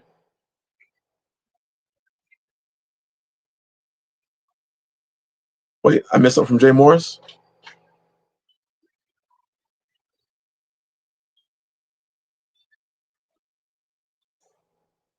Brother, I'm with you, brother Jay Morris. Now, I will, if somebody has an opposing view and they're from a ministry, I'll listen to it. Like I said, I thought the brother was the brother that I sent you, brother. I thought he was coming from a contrary point that I was.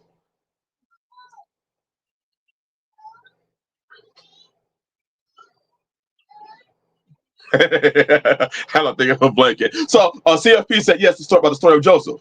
Now, what I always found interesting is when Joseph's brothers went to Egypt, they didn't know that it was Joseph. Am I correct? When they approached Joseph, they didn't know it was Joseph. Am I correct?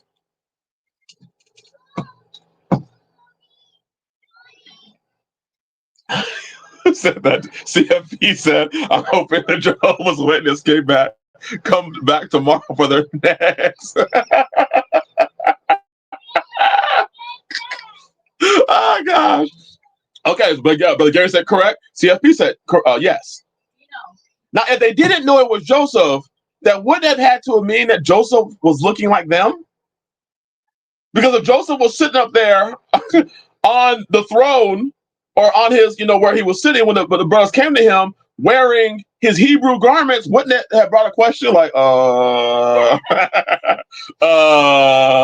but it says that they didn't notice him. So could there have possibly been a very strong possibility that Joseph looked like the Egyptians? Am I correct?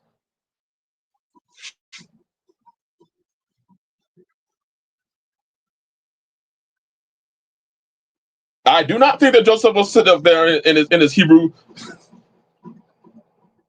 with the tassels hanging off. There you go. But Brother Gary said he walked like an Egyptian. Absolutely. So that means that could that possibly mean that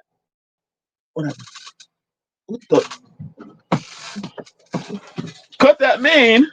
Thank you, sweetie. I mean, just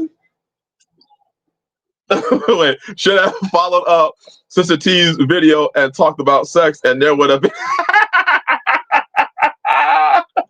See, Brother Jay Morris, when they do videos, I actually just let them shoot their videos now. They shoot them, they have access to the account, and then they post them. And then they let me title it because and I'm just like, what did you talk about? And they're like, I talked about this. I'm like, okay. And I just create a title out of it. But I want them to have the freedom to be able to talk to other sisters and be, transparent. And since listening to wait, bro, I feel so awkward listening to your wife.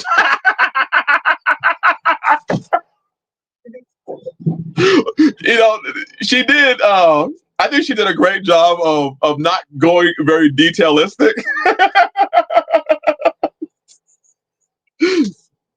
But there's a lot of things that we get questions on, bro. And I wanted her to be able to answer some of these questions. And like some of them, people ask like really direct questions. But I was like, you know what? Go ahead and shoot. I mean, I'm done with religion anyways. I want to serve the Most High in spirit and truth. And this is one of the topics that isn't talked about. So have at it. And she did. I'm sorry. She did well. That says more about me. Brother, you good, bro. You good.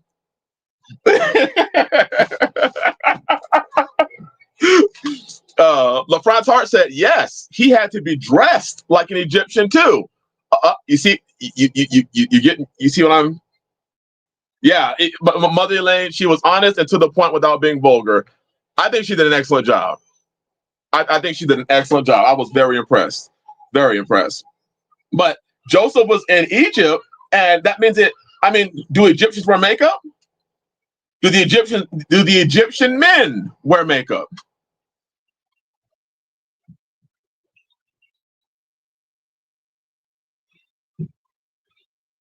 CFP. Oh God. Look at that. Yo Nina's FKA said yes. So could that mean Joseph had makeup on? You remember his brothers didn't recognize him. Another question. How about Esther? You remember when Ahasuerus, after he had booted Vashti out for not doing her thing in front of his friends, he gathered all the beautiful women, and yes, Mother Elaine said that these conversations must be had. Egyptian men wore more makeup than Marilyn Manson. And remember, his sons didn't his brothers did not recognize him. Look at Esther. The Bible says that after the King Ahasuerus got all the beautiful maidens, Esther spent, I think it was 3 months, in the house of concubines. She was in a house of, now do you think she had her long flowing skirt and head covering on? Is that what people think? She went to Ahasuerus' house of concubines, and she was in there just Hebrewed up, right? Or wrong? The book says that she was getting basically beauty treatments, right?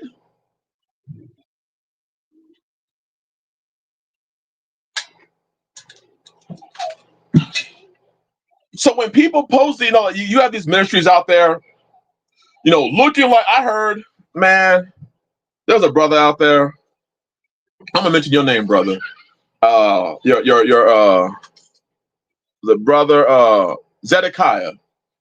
Brother bless you, bro. If somebody knows that brother who, this so-called pastor decided to try and blast him and his wife because his wife took off her head covering. Her hair was blonde, or she bleached it. I don't know what she did to her hair, and they were at a football game. Somebody sent me this, and he got blasted and the pastor accused him of falling away, and I was like, okay, her hair's blonde. Can anybody show me the Torah where it says you can't have blonde hair? Anybody? Can anybody show me that verse? Anybody? Can anybody show me the verse that says a man's wife can't have blonde hair? Anybody? And if y'all know Brother Zedekiah, let them know I'm talking about him right now. There's not a single verse that says that. There's not a single verse, not in the law, that says that she has to wear a head covering. In fact, that brother has authority over his wife. And what does this Pastor Charlie, oh, they were at a Charger game. Nigga, didn't you go with Robert Mathis when he went and was put into the Hall of Fame for the Indianapolis Colts? Weren't you there with him? So you're calling him, they fell away because they're not part of the ministry, and he decided, because he's her husband, he is her head, he is her master, he decided to take off the head covering. Exactly, Mother Elaine right there. Maybe her husband likes her head that way. We are to obey our husbands in everything. I'm sick of these sick ass dudes always talking about other men's wives. Like, what about your life is so much shit that you spend so much time talking about dudes' wives? She is to obey her husband. And I hope they had a good time at that Cowboy football game. I hope they had a great time at that football game.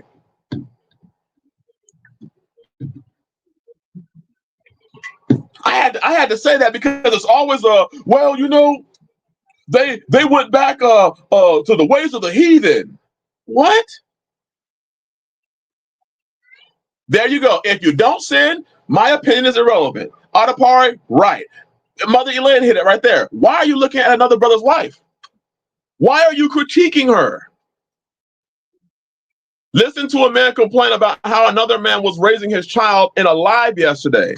And had to point out either he should do something about it or stay out of this brother's house. Brother, CFP, you ain't lying, bro.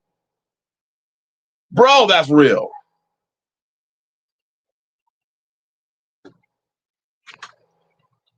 Like, I did not understand it. I could not understand, like, why are you talking about, like, first of all, why y'all keep sending me that shit? But number two, y'all know it makes me mad. But number two, now the brother's doing a video trying to defend himself. I'm like, he don't gotta defend himself. He didn't do nothing wrong. He made a decision as the head of his house. Just because pastor don't like it, don't mean shit.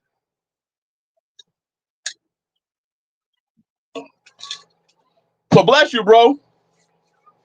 There ain't no sin in what you did. There ain't no sin. This is the same one that wanted to look at my wives and say, well, yeah, you got chokers on them. And your point? What's your point? You like them? You want to wear one too? Or are you going to start having the minute in the ministry start wearing chokers? Is that what's going to happen? Goodness gracious. It's sick.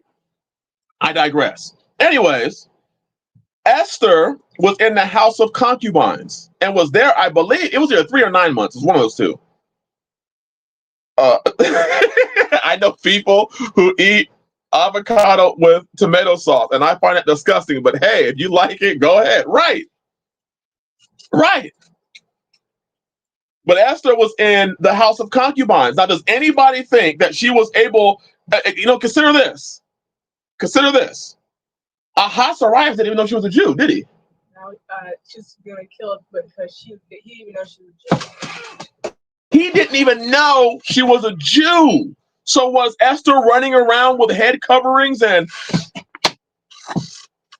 all that? 9 months. Thank you, brother. Yonina. 9 months in the house of concubines with women, the most beautiful women of the kingdom, and there was probably women of all different types, and they're being bathed with what the king wanted. So when people try to push this, well, you have to wear this and wear that. You have to, yeah. I'm like, wait, well, stop. Like, this woman saved her people, and she probably didn't do it with a skirt down to the floor. She wore what the king wanted, so much so that when she went before the king, when she wasn't called, the king, she had so much favor with that king. That's right. CFP said it. Pretty sure she was told not to let anybody know she was a Jew. You're right. Mordecai said that to her. Don't even let anybody. Oh, Peaches. Okay. Oh, forgive me, sis. Shabbat shalom, sis. Shabbat shalom. So she was told to not even let anybody know that she was a Jewess. So she couldn't. And was she kicked out? Was she put out? Was she disowned by Yah? No. And like I said before, I'm pretty sure if Ahasuerus had to get rid of Vashti for not dancing, I wouldn't be surprised if Ahasuerus had Esther dance, just to make sure she would obey. And my last woman, I told her to dance for me, and she wouldn't dance for me. I just want to make sure that you on board with, with what I, go ahead and do your thing. So I'm trying to figure out where all these dress codes, man, our tastes are traditions too. I get mad when Italians say that pineapple on pizza is the worst. To be honest, when people say, we haven't assimilated to the American culture, I'm like, dude, aren't you wearing Under Armour? Like, stop. There you go. Look at CFP said Abraham commanded his wife to speak that she was his sister to those who asked. Yes.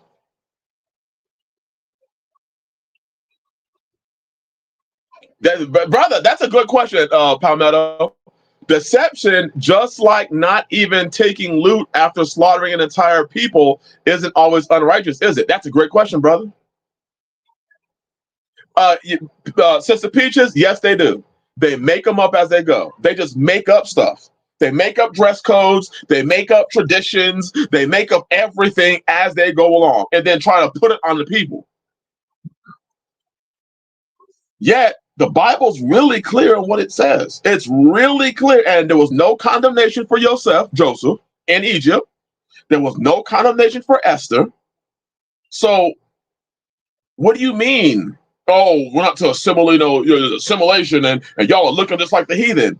You look just like a man. It's insane.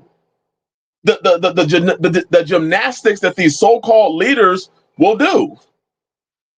That's why I spend my time reading. That's why I spend the time reading myself. That's why I spend so much time, as much as I can. I've asked y'all countless times, please renew me. Please renew me. Because when I came into this space, I was given a lot of stuff, just a lot of stuff. And most of it I just took without ever asking. Without ever asking, I just took it. Man, that is Torah, Palmetto. Yes, sir. But where do all these people, and I think that, like, I am not speaking against Paul, but what I am saying in regards to Paul is, one, without the letters that he was written, you'd be hard pressed to take what he said and be able to do it. Number two, I've seen so many people take what Paul wrote to the church of Corinth. He wrote it not to you. He wrote it to the church of Corinth. Like, do we understand that?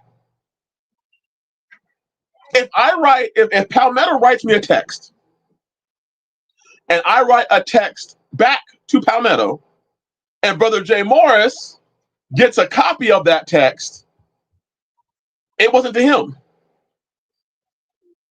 It was to Palmetto. So if Palmetto says, hey, brother, I have a question about my car. I have I don't know, whatever model, and I'm having an issue with losing fuel pressure. And I say, all right, go underneath your car, find your fuel line. It might be on the passenger side. Check for leaks. And if you do have a leak, disconnect your battery first before you address it. Because if you take out the fuel pump or you cut a hole in the fuel line, it's going to send you you'll get a maintenance required that you can't clear. Now that does not mean that Jay Morris hears that information and then goes to his truck that is not the make and not the model and starts doing that.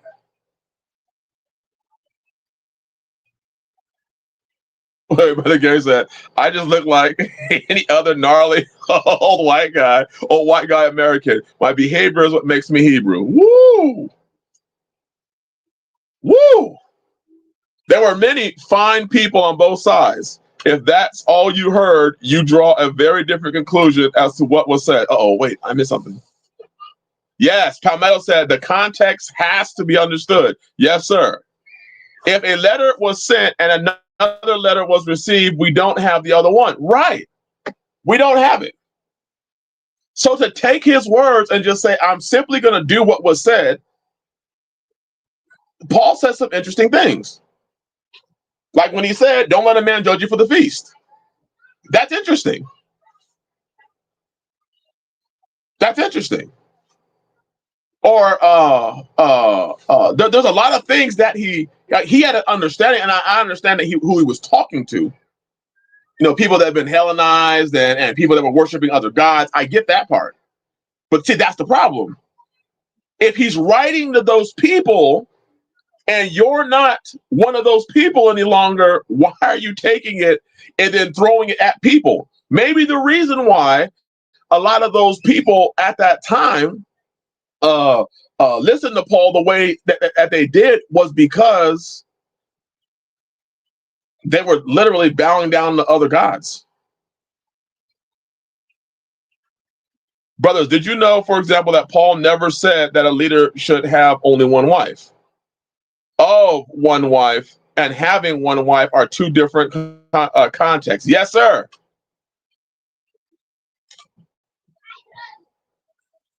Wait, I look at the judgment of other men as well as my judgment against them as if it's a child's criticism. Yes.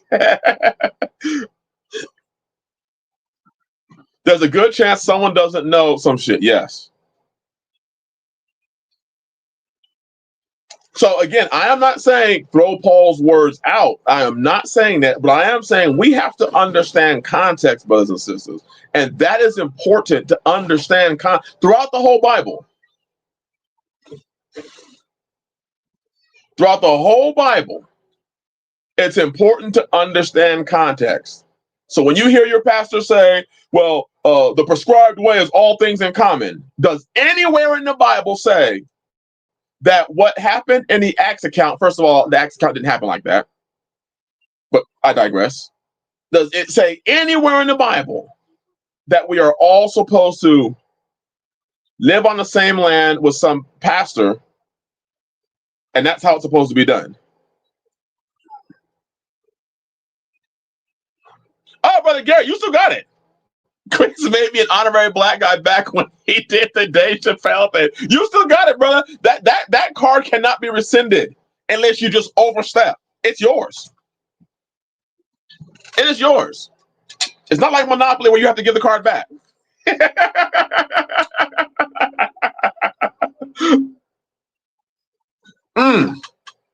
Palmetto said Acts ain't Torah.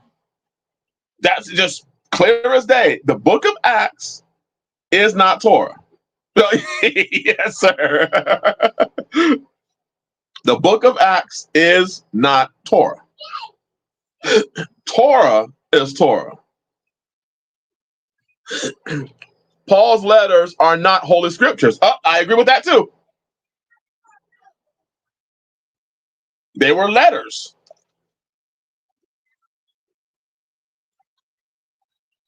For example, if a woman was adulterous to her husband and then became a widow, Paul says that she can't receive the offerings.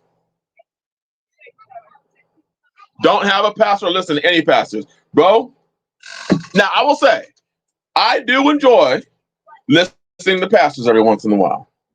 I do enjoy it because I enjoy one of the things that's really helped me in my walk, brothers and sisters, is listening to somebody talk that I know I disagree with, so that what's that noise?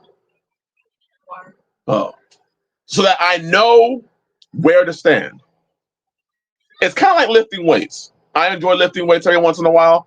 I enjoy the resistance. I enjoy that.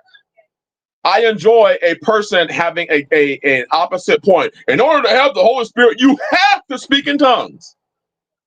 Well, I needed to hear that because I need to go search the scriptures and see if that's so. Then I find out that's not so. So then it makes me wonder, where did he get it from? Then I search that out and I find out, oh, Charles Parham. Okay. The Azusa. And, the Azusa revival. All right. And it actually helped me in my studies to know what people like traditional Westernized Christians or polygyny. When I was studying polygyny, first of all, I hate when people say practicing polygyny. Nobody ever says I practice marriage. So what is it always? These people practice polygyny. I ain't practicing shit. I'm doing it.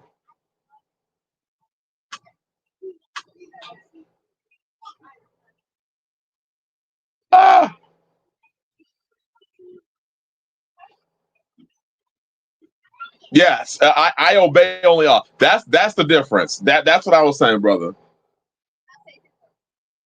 See, CFP said it. I listen to pastors and post rebukes, even the Torah teaching pastors. Because see,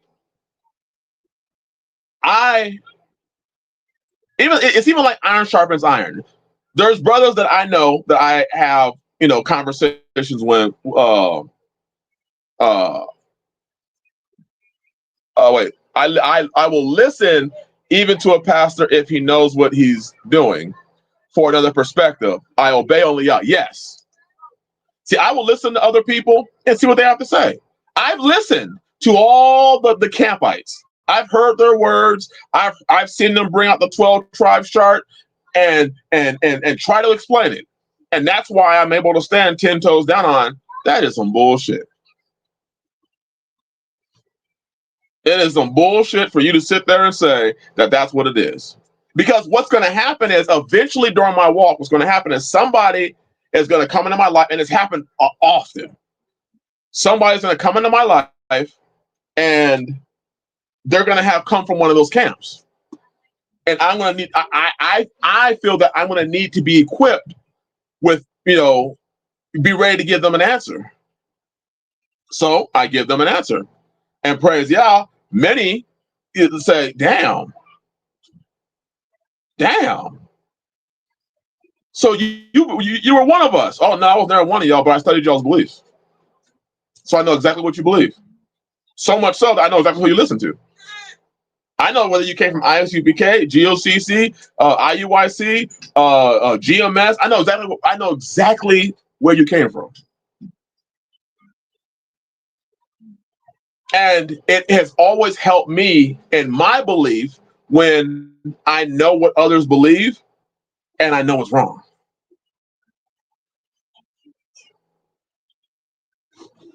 Rabbi Steve of MTOI is my favorite teacher to rebuke. They quit responding to my post.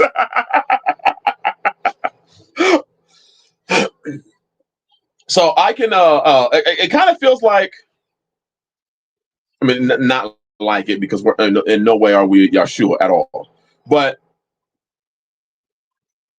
when Yahshua kept rebuking the Pharisees, he let them come. He let them come. And a lot of times, like how Yahshua spoke, he wasn't talking to the Pharisees. He was talking to the people that might be convinced by the Pharisees. IUIC, that's one of my favorite. When I feel down, I watch them, made me chuckle, and I'm back on business. A teacher that gives advice to a woman that openly admits she has a head instead of referring to her head is not a Torah observant teacher. Brother, you are right. Woo! Any man that would talk to a woman directly, knowing that she has a head, and try to in any way rebuke or that there's something wrong. If you have something to say, you should go to that man, go to her husband, so that he can tell you to shut up.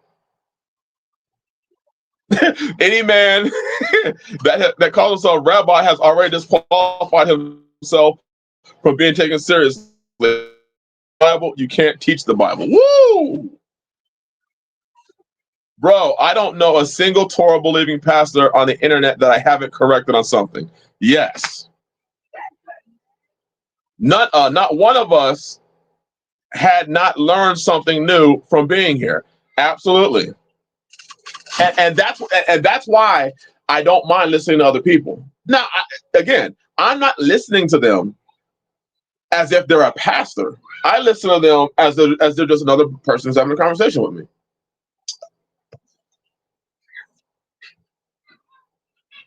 Yeah, what did your husband say? Do that. That's exactly it.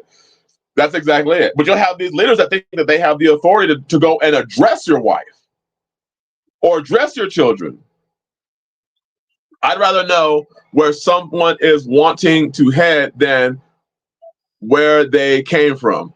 Brother, I absolutely understand.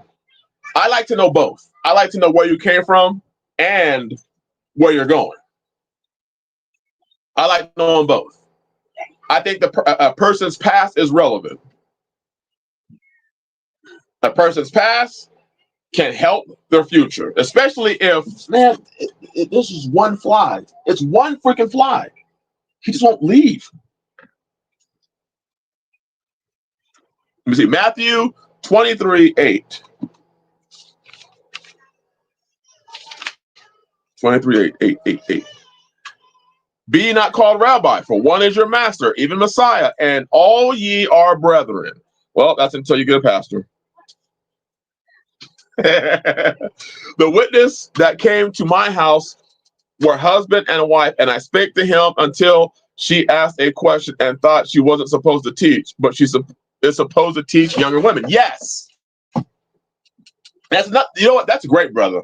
Because a lot of women are told you're not supposed to teach. No. Women of age, advanced women, women of knowledge, women have experience, you are supposed to teach. And that kind of goes along with what Tanisha was saying in her video for those that watched it, is that she did not learn about pleasing a husband. She wasn't learned. Nobody taught her. But doesn't the Bible say that the older women are to teach the women, the younger women, how to love their husbands? Is that not what the Bible says? How to love your husbands? And yet, one of the most common overlooked topics when it comes to older women teaching younger women is obedience to your husband, honoring your husband, and how to love your husband, which can include sexuality. Those things are just glossed over. And one of the conversations me and her have had oftentimes is most women learn their sexuality from the internet. They learn it from Beyonce. They learn it from this rapper, this artist, that artist. But they never, so by the time they come into marriage, they've learned sexuality from the world. And then they get married to a man and they don't actually know how to please him. They've known how to please everyone. If you get what I'm saying. We don't have the older women, or the older women are always silenced. But instead, we have a society that by the time a woman is of marriageable age, she's already gotten clear training from the world. Clear training. You got people buying Kama Sutra books and tantric sex books, and brother, what do you think about tantric sex? What? You do realize that I am not no fool. I studied human sexuality in college. I have a minor in it. You don't understand that tantrics. Do you know what you're getting yourself into? Do you know what kind of satanic crap you're getting yourself into? Well, I was just reading the book. Did you go to your husband? Right. Especially if in her past she was wrong. She has insight to what's really going on in that younger woman's head because she's been there and knows the little things that lead you wrong. That's why we need our older women. That's why. So when you have older women that understand, for instance, they were bikers, they're going to be able to come from, so a young woman came from like an ex-gang life. The ex-biker, who was an older woman, will be able to help the younger woman in her walk.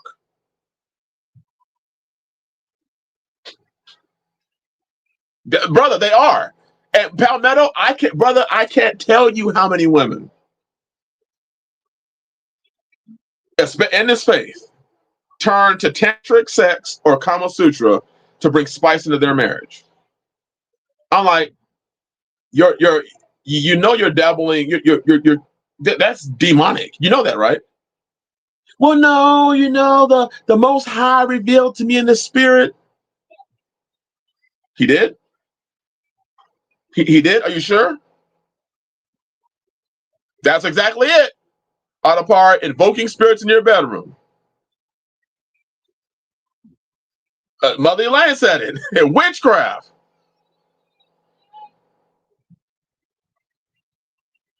Look at that. Brother Gary said, tantric sex magic is some seriously dangerous and evil shit. But Brother Gary, I can't tell you, bro, how many people are involved in that. I can't tell you. I can't tell you.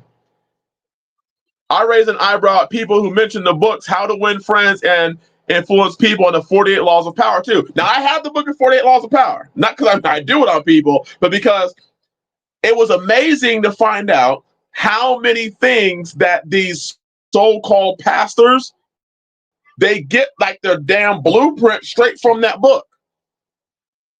Oh, because you read them, right, bro? When you read them, you start looking at these so-called leaders, you're like, damn, whoa, this is like old knowledge that just it's resurfacing again, and these people are doing exactly what the book says, exactly what the 48 laws of power. They're using 20 to 5 to 30 of those laws. The first 10 minutes of our experience was just spent creating context with them. Which helped.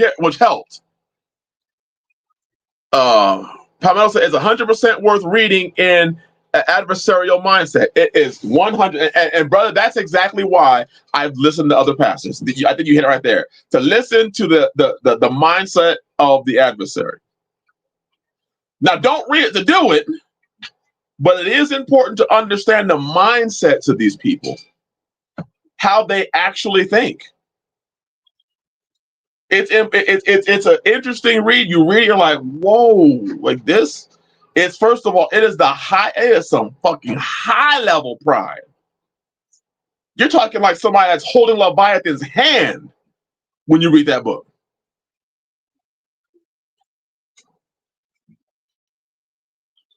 Sex is one of the few things in the world that is both important and unimportant at the same time. I think it is one of the many things in this world that is done wrong. Sex has been used and it has been taught and it has been exhibited wrong to the point where many women have done it, but many women have not actually gone and have that conversation with their husband. I mean, it's important. The spiritual connection, the physical connection, the psychological connection, the biological connection, the idea that you're literally going to leave your information into a woman.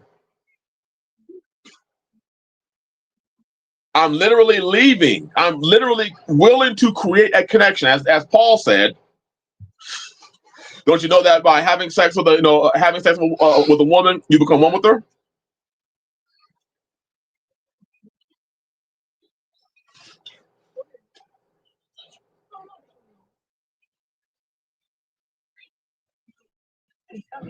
Yet we don't understand it. It's probably one of the things that's done so vainly. So vainly. Destroys people, can greatly damage a person, can alter your life. How do I destroy the corruption the church has bestowed upon them with their doctrines is something the spirit will convict you, and especially when you were raised in it. Bro, that's tough. I had to sit down once with I think it was Jehovah's Witness. They had an elder, and then they had another person. This is back when I lived in California, and we had a conversation. And when I ended, the elder was starting to see what I was. No, the young man was starting to see what I was saying, and the elder had to get him out of the house real quick. And then I asked him, "Will y'all come back?" Like, come back. Come back the next day. And he was like, "Yeah, we will." I never came back. If a woman understood how scary it is to have multiple DNAs in their bodies, yikes.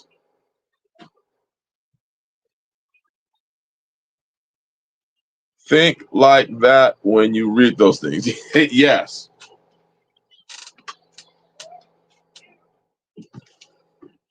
So, for all of us that are still listening, where do we put Paul's writings? Where do you put them? I want to know what everyone how you see Paul's writings, because I am not one that says throw them away. If that's what people think, I am not one that says just throw Paul's writings away. No, I am not that. I do believe they bring some sort of context. I do believe they bring context to what was going on in some of these churches. I believe it brings, like we know the Church of Corinth had a lot of sexual immorality, a lot of sexual immorality.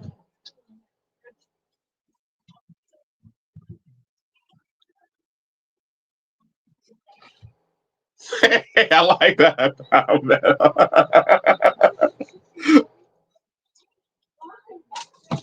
Let me ask the question: how many people? How many people see Paul's writings as something to obey? How many see Paul's writings as something to obey?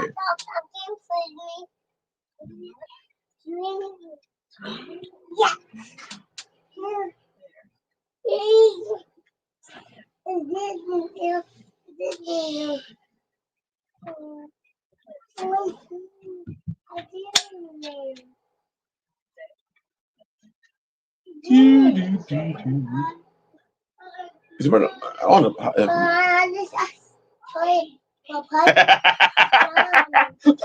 said, no more that I see your writings as something to obey. Oh, Valvano. G. Copper said, if his writings obey Torah, then yes, I agree with that. When he said, Yah said, I follow. When he said, my opinion, thanks for the advice. Right. Well, how about this? Because, like, as far as the head coverings conversation or letter that he wrote, he didn't say Yah said, and he didn't say this is my opinion. He just kind of wrote it. Does anybody see? Do you take that as okay? I need to obey it, or do you take that as thanks for giving me? Oh, that's good. I see Paul's writings as commentary. It sure ain't Torah. I agree with that. I agree with that. Jay Morris, yes, it may have some wisdom, brother. That's a great way of putting it, brother Jay. It may have some wisdom, but it's not law. But Palmetto, you ended what you said with LOL.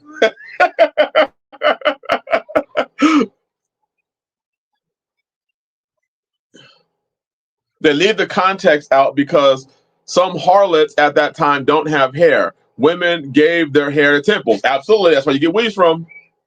You get weaves tracing all the way. Yep, you get weaves tracing all the way back to there.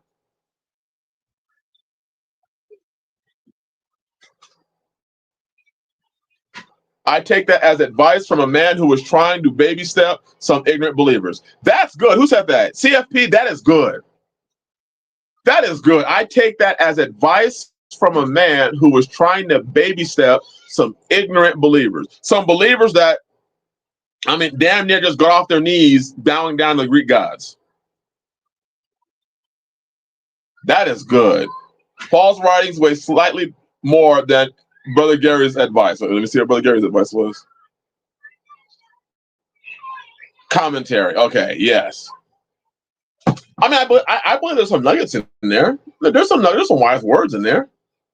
But I believe that the biggest problem is that so many people run to Paul's letters. They haven't even read Yahshua. I think that most people, like most Christians especially, have a closer relationship to Paul than they say, they did with Yahshua. They know Paul's letters more than they know the life of Yahshua. They all claim to love him. And Corinth was the Las Vegas of its time. That's a great way of putting it. That's a great way of putting it. I'm almost out of tea.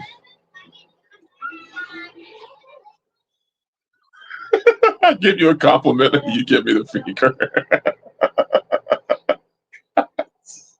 Oh gosh. But here's the funny thing. When you listen to most people, though, they run the Torah. I mean, they run the Paul. They run the Paul. Like I had somebody ask me, in a personal conversation, they asked me, "Well, you keep running to Sirach about a man's dominion. Where do you see a second witness to a man's dominion?" I'm like, "The book of Genesis? Well, he said he's going to give you dominion over the earth. How about the Torah? The Torah is all about dominion. There's laws of trespassing. There's laws of theft, personal property. That's dominion.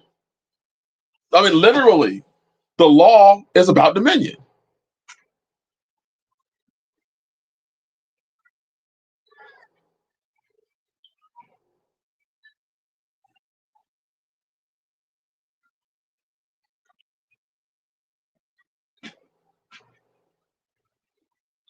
Paul is probably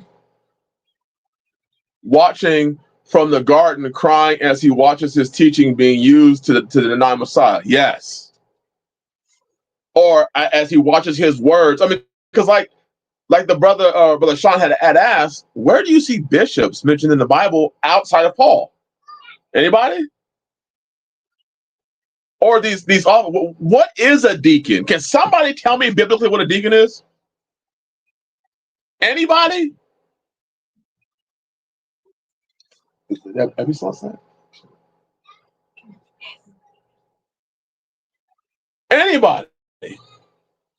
Can somebody help me out? What is a deacon?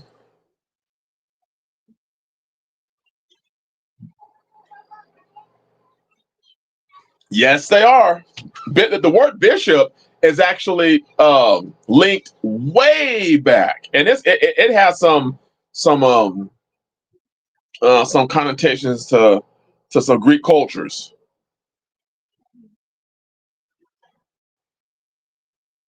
Yes, Palmetto. I agree with you, brother. I think I understood what you were saying.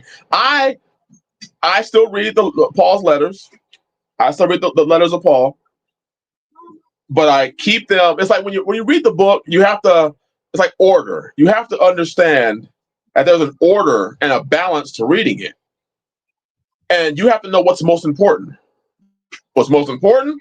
The law of Yah and Yahshua, his life. Where does Paul fit into that? I don't think that Paul is in any position, or we should not be in any position to be drawing doctrines or making up doctrines and traditions from the writings of Paul. That's dangerous. Just try telling a Christian that Yahshua only came for the lost sheep of the house of Israel. It usually does not go well. Nope, because I go to John 3:16. For God so loved the world that he gave his only begotten son, that whosoever believeth in him should not perish, but have everlasting life. And you ask them, what's the world? Earth. No, you're wrong. Jay Moore said, a man-made position. Right. How about this? Pastor. Pastor. Bishop. There are people that still believe elders were people that you just went around calling. You know what? I'm going to put some oil on my hand, and you're an elder now. You're an elder. You're an elder. I put my hand on you. I threw oil all over your face. Now you're an elder. And they completely ignore that any Thayer's definition of the word elder, how the Thayer's translates it to some sort of church leader, that's for Christianity. What is an elder? Can somebody tell me what an elder is? A man-made title for a pompous ass. Right.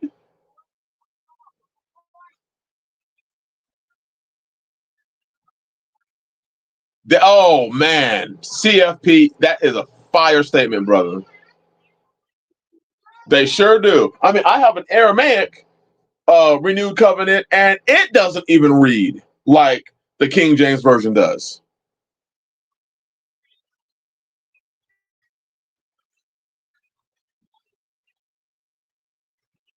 Oh, see, that there right there. CFP says someone learned and walking in the Torah. Someone who has learned and had been walking in it probably for a very long time. They had gray haired and they were experienced. They weren't somebody that you just called. I'm just going to call you an elder. Hey, bro, I like you. You're called an elder. You're given an office now, a church office. No, in fact, many times elders weren't even there wasn't even the title elder. You didn't call yourself an elder. Everybody just knew you were experienced in the book. That's what people knew. Everybody knew you were just experienced with the book. There was no formal ceremony that deemed you an elder.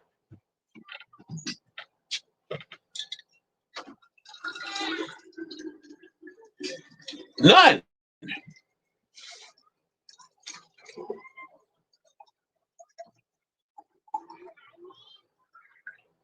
I mean, Moses called elders from the advice of Jethro. Questions. That's why I like having these streams. That there you go, right there, Palmetto, right there. That's what when people you hear the word elder, that's what they go to. Captions of tens and captains of 50s. And yeah, and then the question is, all right, so who are we about to fight? Who are we going to war with? Who are we going to war with? Well, Jethro told Moses to get judges so that Moses wouldn't be overwhelmed. Are you calling yourself a judge now? Is that what you're saying?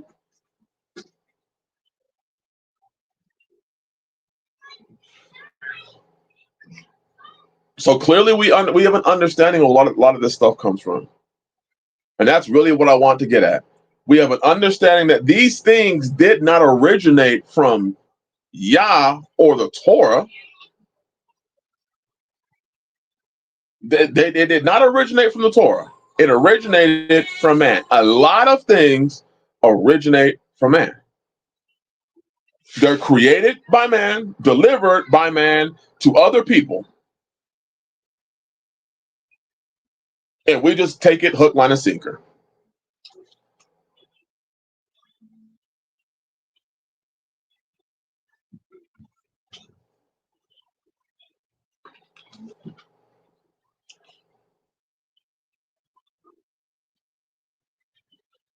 Here's another one that I have a question on, and I'm presenting it to the group. And I know it's been asked several times before, and I know that oftentimes people go to a particular verse. But where in the Bible does it say that a woman, and it all depends on how you interpret this word, elder or deacon, friend of the pastor. Wait, I want to see that. Deacon, friend of the pastor, elder, close friend of the pastor.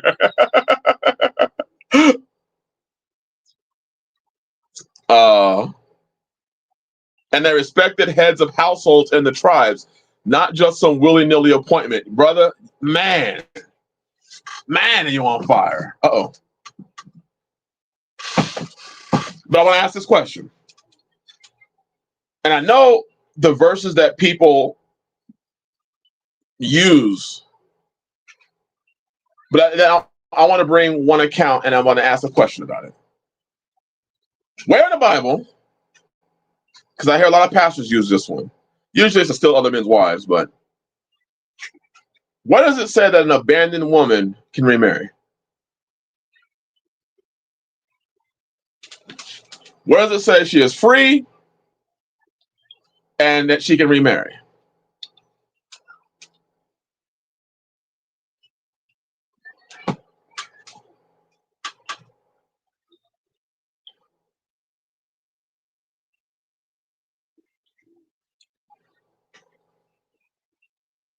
CFP said it. When her husband dies, absolutely. But it's being taught more and more and more. And and the sad thing is, I'm noticing it in these Hebrew camps. It's being pushed around a lot that if a man abandons his wife, leaves her, she can remarry. She can remarry. And it's spawning. It's getting bigger now. There you go. Brother Gary said it right there. Paul alludes to it, but it ain't in Torah as far as I know. And Little Lake Live said it. A woman is bound to her husband as long as he is alive. Brother, that's awesome. Because the one question I had was this. And it depends on how people interpret the word abandon. But Moses sent Zipporah back to Jethro. And some people will say, according to the definition of abandonment, she was abandoned. Some say that. Some make that argument. She was abandoned.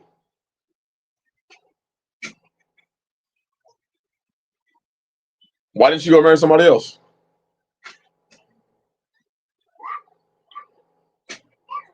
I will say once he signs those government divorce papers, I consider that a bill of divorce. I consider it also, brother, and it sucks because a lot of men are being tricked into the signing of divorces because they were told that they abandoned.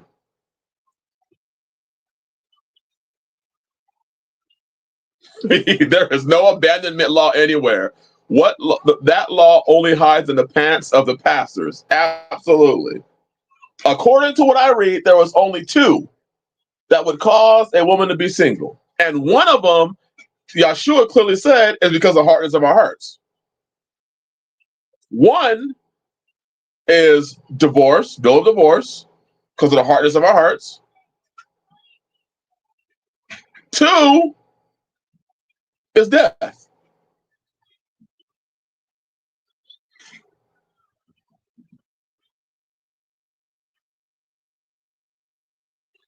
Brother Aki said, "Oh, bless you, Brother Aki. So would a divorce be illegal if the husband signs it if the wife wanted the divorce? If the husband signs the divorce, see, that's a great question, Brother Aki, because there's two points to this. If something was done under the auspice of maliciousness or I'll say it this way, bro. I don't sign. I'll say it for myself. I don't sign a divorce unless I divorce you. If a person wants to leave, you can leave. It don't mean I'm signing you to bill of divorce. It don't mean I'm writing one to you. It just means you left. So if a woman wants a divorce, she can want it all day long. I think it's for the man to understand his right within the law, his right within being the husband, being the head, and deciding I'm not signing it. Would another man taking her be adultery if the divorce was her idea, but he signed it? If he signed it, he signed it. A woman that takes off in the middle of the night without a bill of divorce would still be considered abandoned. Hey, brother Ymir, Shabbat Shalom, bro.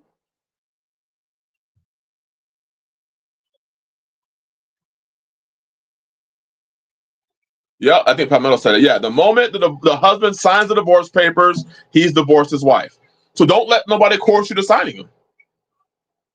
Well, Palmetto said that's exactly right. So if she goes and gets the divorce papers and I'm divorcing you until you sign them. And technically, if you want to actually be consistent with the word, you're supposed to put the bill of divorce papers in her hand. So if you allow her to divorce you by allowing her to put them into your hand, you're technically also obeying or disobeying what the Bible said.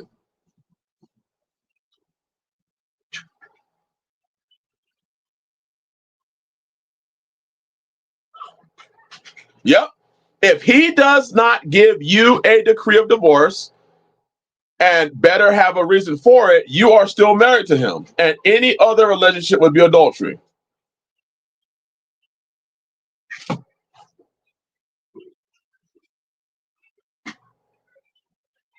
See, that brings a question now. And I'm again, we're just talking. I'm just bringing these ideas to you. If a woman goes and gets a divorce and you sign it,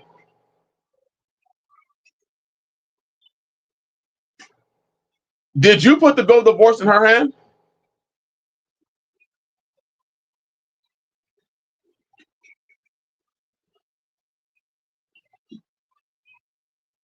Oh yeah, Palmetto answered it. Guess what? Guess what happens after she hands you the papers and you sign it? You put it in her hand. Oh shit, you got me. Palmetto got me because yeah, if she gives you the papers and you sign the papers and put them in your hand, you divorced her because you put them in her hand. So if she comes to with the paperwork, don't give it to her. Don't give it to her. If she's trying to divorce you, and you can say, I'm not divorcing you. And she can still decide to go out there and have sex. Now she's an adulterer. She can make the decision to go do that. Does it make it right? No. Does it make her wicked? Absolutely. Well, she can decide to do it.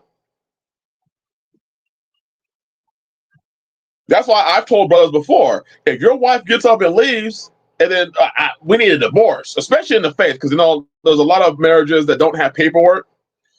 And it's like, well, I'm leaving. You don't. Yeah, there you go. Palmetto said it. You don't sign shit you don't agree with. So if I don't agree with it, I ain't signing it. You can throw it up in my face all day long. I don't have to sign it.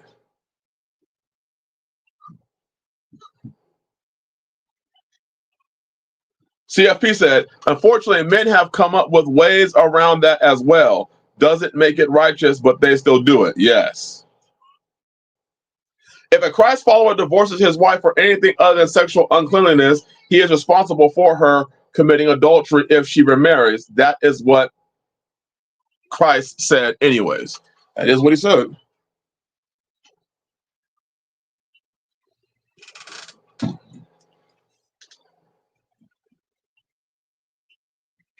So I guess we all have the same understanding then that abandonment is not reason for divorce.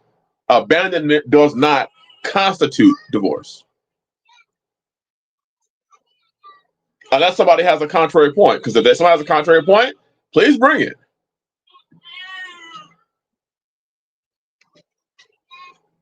The encouraging community, Shabbat Shalom.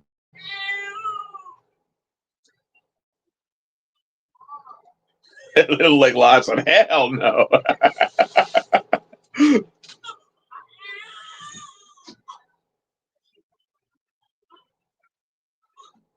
I'm sick of people teaching that shit. Brother, it is shit. It absolutely, there's no fundamental basis of it because what constitutes abandonment? Like, what does that mean?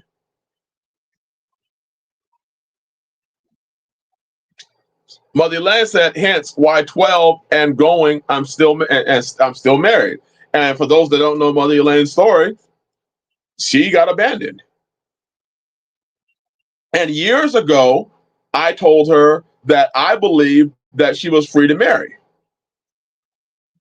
And since then, I've had to repent to her because she said, I don't think I'm free to marry. And I was like, I think you're free to marry.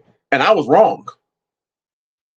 And she stood based off of what she knew the book said, despite the fact that Chris said something different.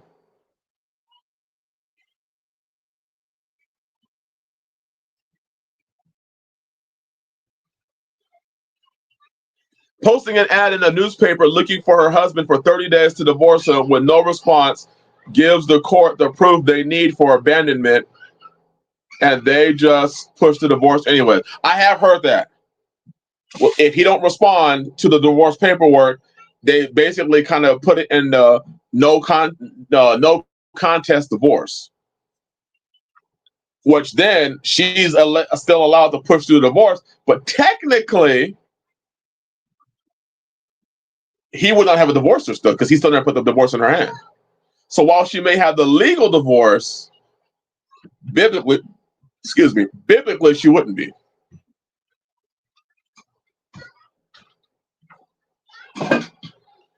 Whoa, that is what Becker did with James's. Jamie? Plot?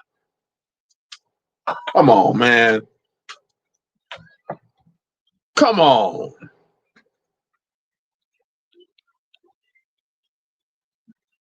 Brother Nathaniel, Shabbat Shalom. My wife said I had to do what the court said. I told her she was wrong. Yep. CFP said, which still makes her guilty of adultery. Absolutely. Absolutely.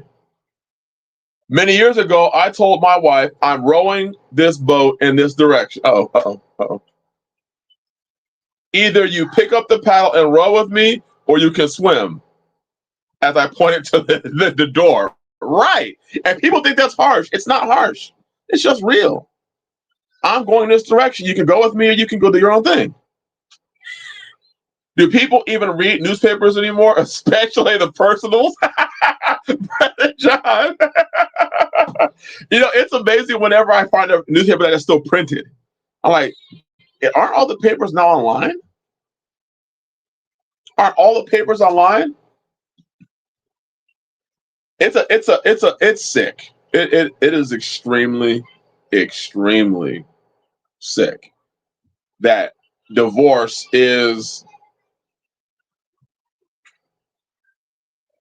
I don't know. I'm just gonna say this. I'm gonna let it fly, y'all. We live in a very wicked time because I just sit back and I think as a man and a woman, like as a woman, how, brothers, help me understand this shit. How does a woman have sex with a dude and then using whatever means of divorce, hop off and go hop on another man? And how do you as the second man, how are you okay knowing that she hopped off one dude's penis, her husband, to hop onto yours? How do you feel okay with that? Like, how do you resonate that shit inside your head? If you get what I'm saying. Maybe I'm just built differently because I'll be looking at that shit like, huh? That's tainted. What? How could you even be excited by that?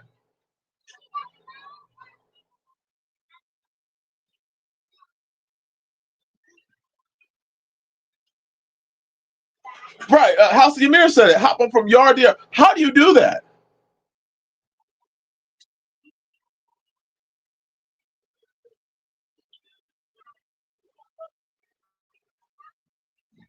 Because to me, it's just it's baffling. It's mind blowing. Like, to me, your conscience would turn against you.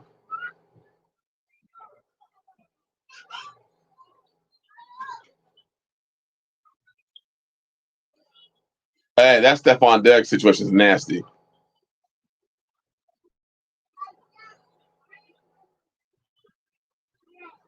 I'm gonna have to look that up, Little Lake Lodge. I'm gonna have to look it up.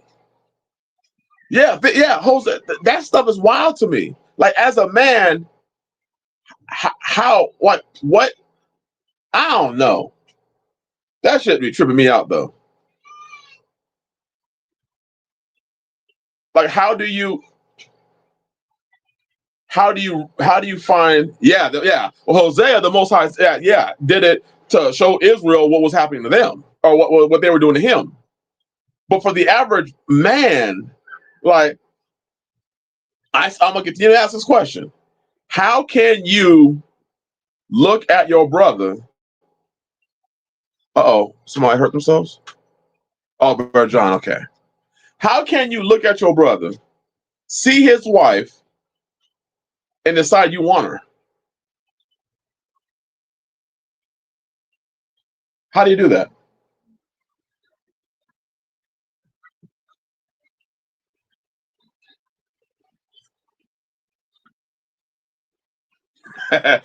Mother Lay said, even within the barking community, no divorce paper, then I'm still married and brothers say hi from 6 feet away. Yep.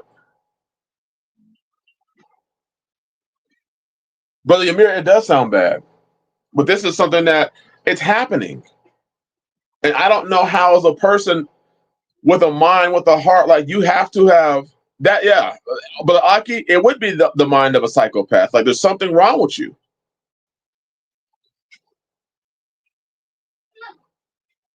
And we got a lot of people today with some serious spiritual issues. And I'm just looking at like, you're going to have some very spiritual issues if you, whether you're a man or you're a woman. If you're a man and you know a woman was with another man, married to him, and you in some way, shape, or form finagle something to take her, something is spiritually wrong with you. Almost like, do you have some like swinger tendencies inside of you? Does it turn you on that she was with another man? Are you one of those, what do they call those people that like to be with women that were recently with other men? There's a term for that. Yeah, the two elders. Yep. They want to tag team her. See, that's the one thing that people miss in that story. When the two elders were looking over the wall, and the Bible says that they both went to her. They wanted to run a train on Susanna. No joke. Read it for yourself. And you remember when Daniel's judging them, Daniel says, you've done this to other daughters of Israel already. Let me go to the book. Where's my pocket for? I don't know. Where's my pocket for? Oh, there it is. Let me show y'all. The book of Susanna.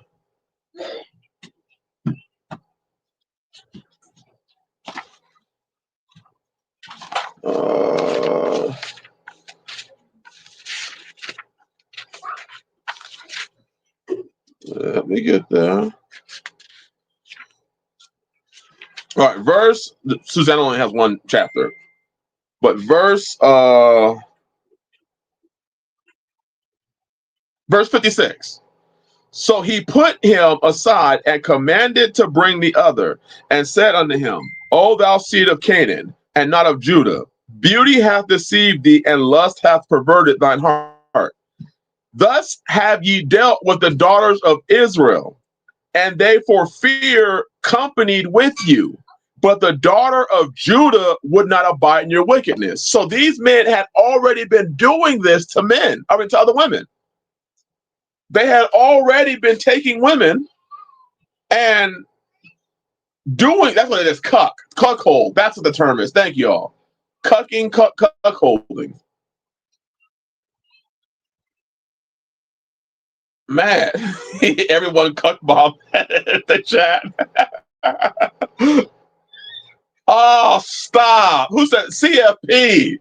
Just look at them and say, how did my seed taste? That will get them thinking. Oh, oh God. Oh.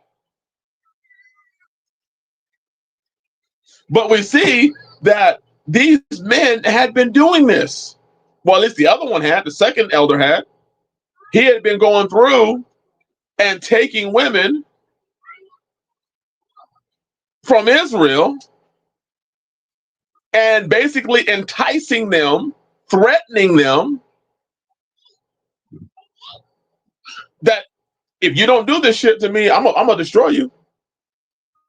I will destroy. If you do not give me that pussy, I'm gonna destroy you. Yeah, hey, brother Gary, that is so, you can't unhear that.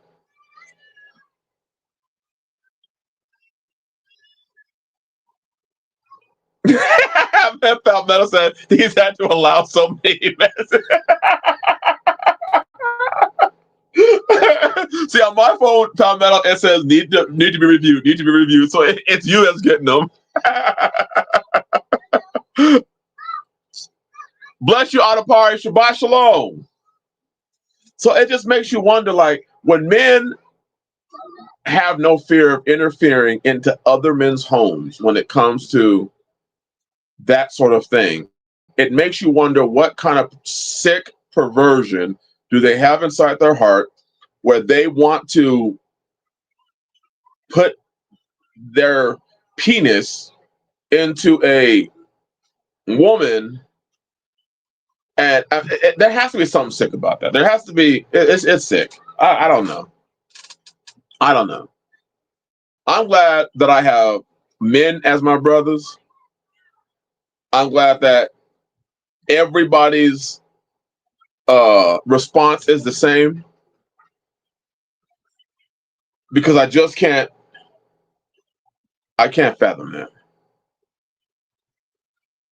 Sexual degeneracy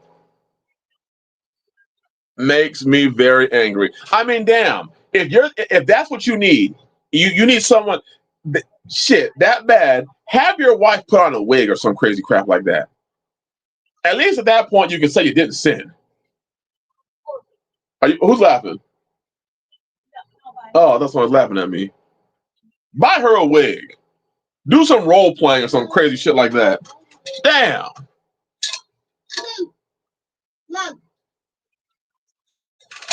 Taking another man's wife is just, ugh.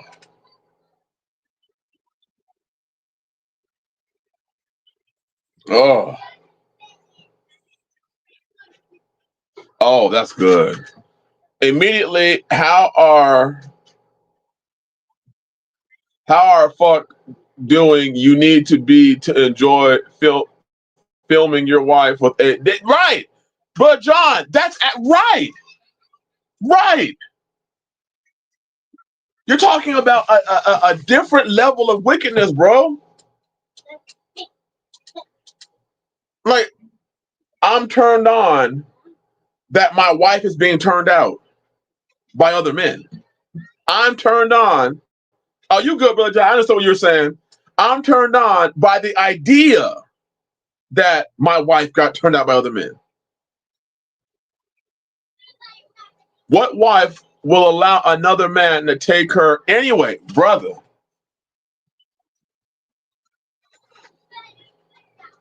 Man, I hope that first I understand that I bring a lot of things to this to the stream, and hope. There you go, brother Gary. That's exactly what I'd be saying, bro. That's exactly what I'd be saying. I mean, literally, the Bible says that when you go into a woman, you defile her. It literally says that. So if I look at a married woman, if I went to Brother Gary's house, we're fellowshipping, and his wife came out and said, "Hey, brother, I don't give a damn what she's wearing." And I'm being real. I don't give a damn what she's wearing. That woman is defiled. So I can't even in my right mind look at her to find excitement, because I already know that Brother Gary done tore the back off the dog. He tore the what was that? The tag off the mattress. It's over. How could you find attraction in that? How could you?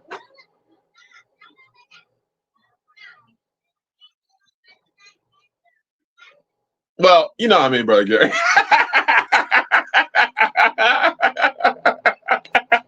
You know what I mean, Brother Gary. But y'all get what I'm saying? It's over. You see, oh wait, I didn't see Dun. What Dun say? They stay passing the women around this camp. See, Dun, they say that's sick, bro. That's nasty.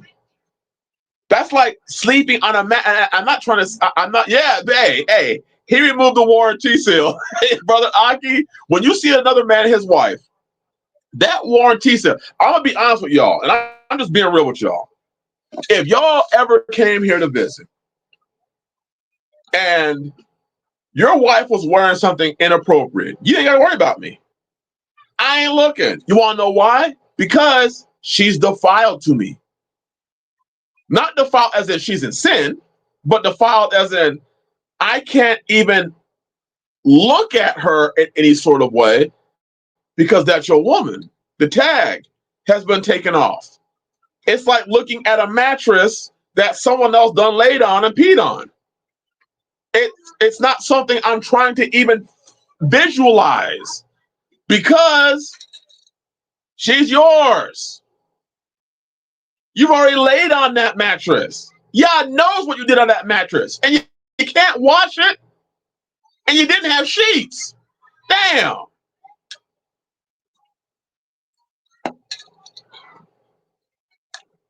So how these men, these so-called pastors, set it inside their mind like, that look good. Like, what the hell are you doing? What are you doing? Why would you want that?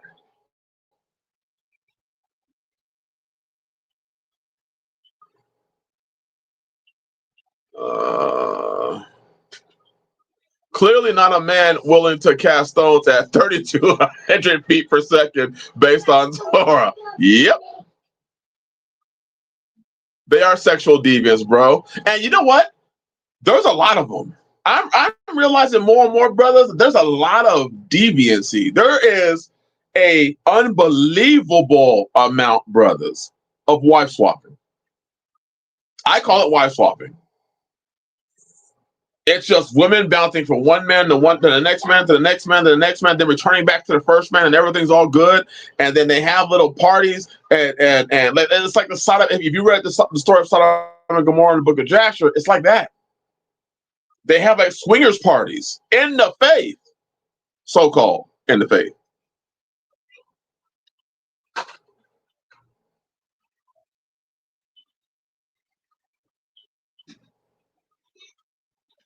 Still, man, we can't cause our brothers to stumble either. I cover my women up so it doesn't cause my brother to stumble. I'll let y'all know. None of y'all would ever make me stumble. No, I'm not saying you bring your wife in a miniskirt, but I'm saying none of y'all would make me stumble. Not because y'all may not have beautiful wives, but because the way my mind works, the way I see shit, when I see a brother and I see his wife, she's defiled to me. That's my sister. But you defiled her. So there is nothing for me to look at. There is nothing for me to look at when I see your wife. Nothing. Nothing for me to look at. Nothing. I don't covet. I don't want her. In fact, I'm happy you got her. And I know, the brothers that I roll with, y'all, I know y'all. Y'all be marking territories.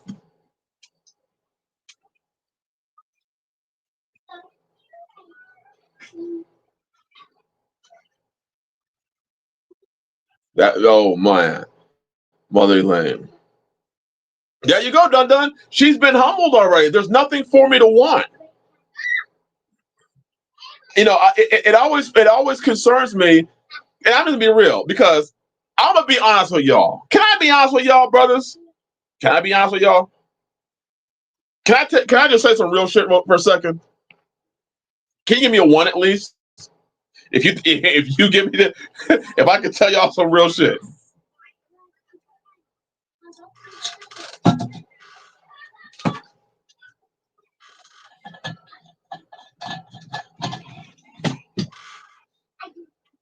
Thank you. I was that said nah. If I have to, and this is just me, but if I'm worried about one of y'all looking at my wives, we ain't gonna be hanging around together. I don't, and that's the way I see it. I don't care what you're wearing. CFP said, "I wish you would." If I have to cover them up from head to toe for you to not look at my wife, you're going to be looking at her anyways. You're going to be looking at her anyways. That's just being real.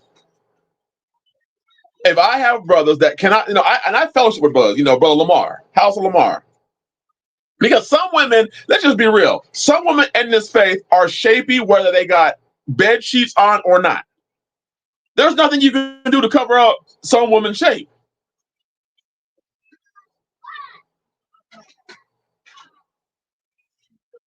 Man, look at that. Wait. Palmetto said it. It ain't on her or you. It's on the eyes that are looking. Yes.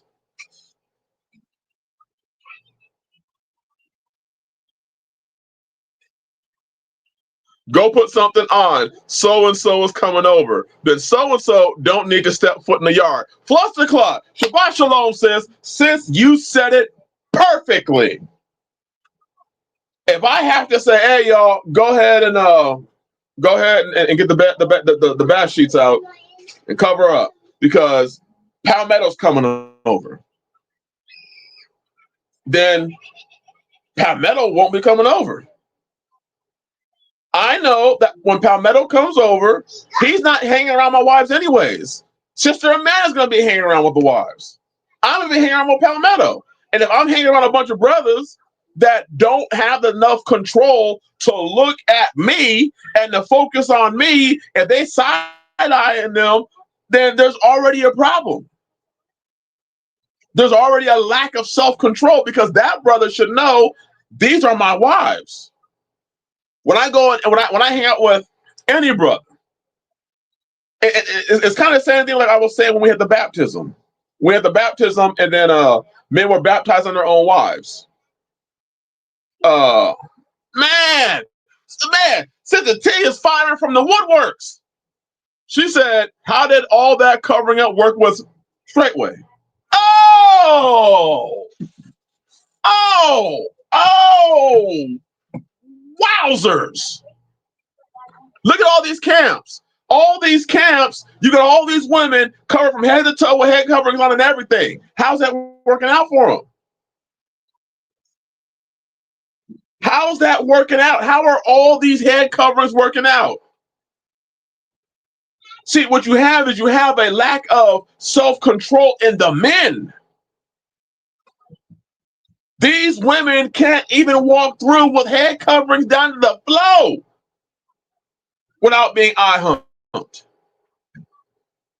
So you have a problem with the men, and that's because most of the men are nothing but servants. All these camps got all these rules about women covering up, and they still got adultery, swinging, transfer parties. You still got so much wicked adultery.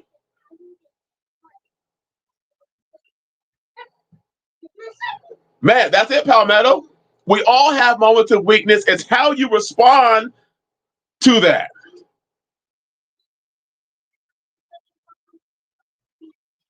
It's the problem's the men telling women, hey, y'all have to be burning the fuck up in the middle of summertime because the men don't have self-control is a problem. You need some new friends, my nigga. You need some new friends if your wife has to burn up in the summertime because you got a bunch of dudes that can't control themselves.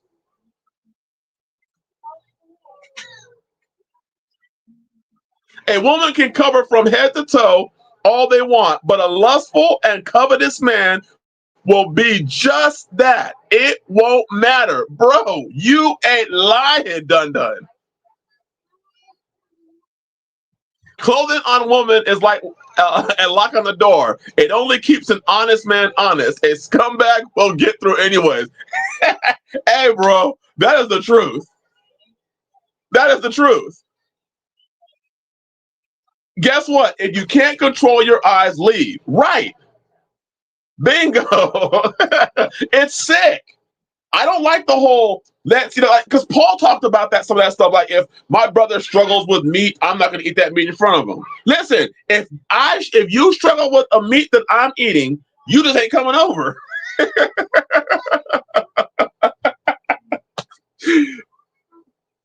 If I go to your house, I do not expect you to stop drinking whatever you're drinking right now because I'm sober.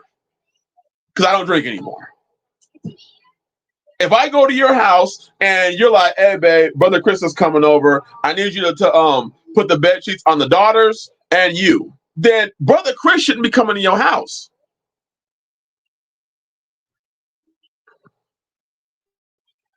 I'm not inviting alcoholics over because I like beer.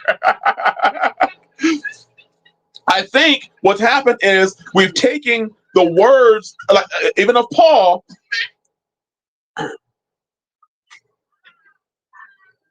Sometimes me being fully covered with my head jewelry still brings attention. Yes.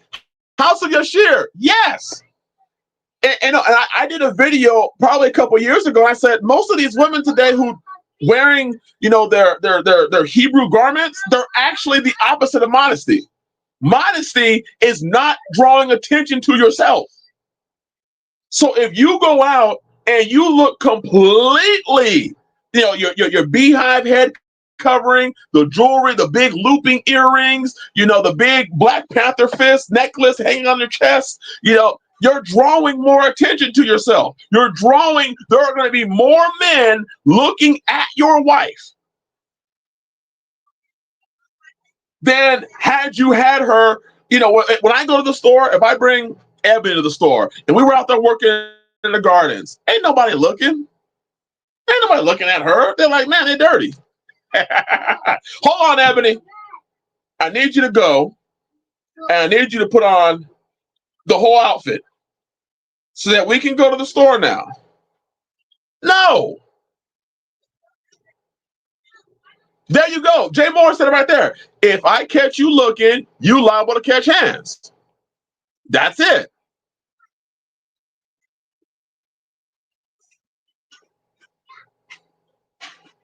Modesty is almost as attractive as yoga pants. Every man wants obedience, even evil ones. Oh, who said that? Palmetto is spitting straight game right now. Do you want to know that if I'm walking, like if I take Tanisha to the store, me and Tanisha go out, we out. If I say, hey, can you go over there and get it and get this, that, and the other? Yes, master, she's going to go do it. Now, I don't ever send her nowhere without me being there, but I would say it, she going to do it. People are going to be looking like, wait a minute, did you just ask her to do something and she did it with no question? Hey, Ebony, can you go handle this? Like, y'all heard the live stream. Ebony, can you give me some of this? Ebony, can you give me some of that?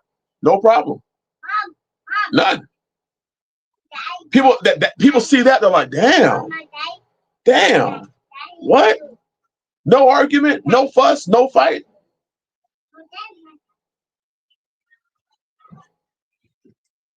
I just find it completely appalling that, and I'm speaking from a man, I find it completely appalling that we put our brother's lack of self-control on our wives. We put the pressure that we hang around a bunch of dudes that don't respect our house, our marriages, our wives, and our children.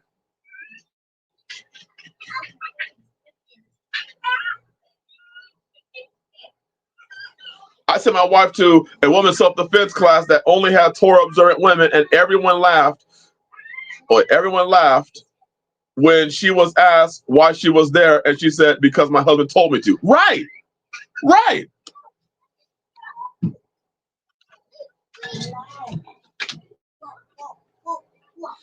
It bothers me that so many rules, religious rules, they only apply to the women though. Only the women are required to dress a particular way. The men, we can wear whatever the fuck we want. We can walk around in half shirts, whatever. It's the same thing. Like, there's a ministry out there that the men don't wear shorts because the women are checking the men's legs out. I'm like, what the hell do you got in the water that you're worried about women checking out men's legs? What are you feeding these people? There is something in the food or in the water that you got a bunch of people that lack self-control. People should not be, I'm not hanging around people that ain't got no self-control.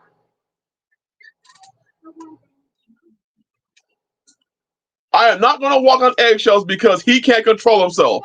Learn your limit and learn to put it down. Right.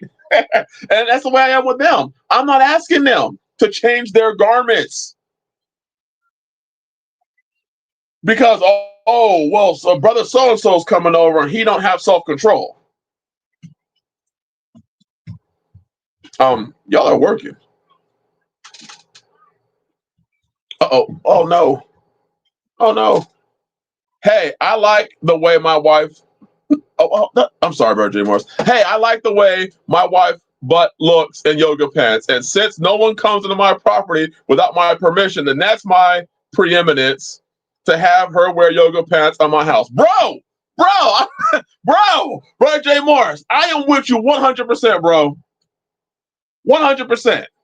I'm on my property. My wives wear whatever I want them to wear. Sometimes they're in shorts that y'all are like, brother Chris. Hey, they comfortable. They on my property, aren't they? Nobody comes to my property without me saying anything.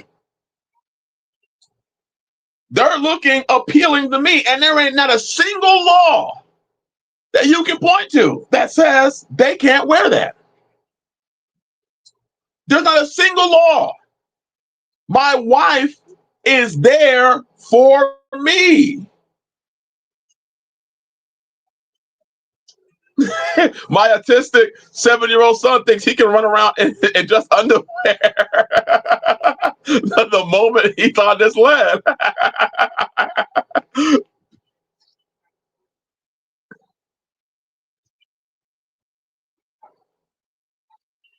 My house, my rules. Put your ass in check or find the door. Right.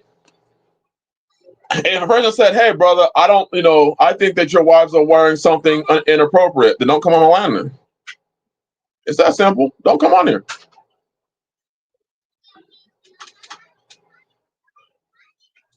Don't come. Don't come on my land. But aren't you worried about what? What am I worried about?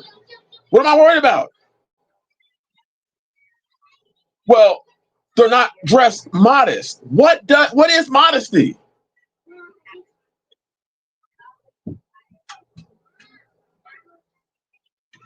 What is it?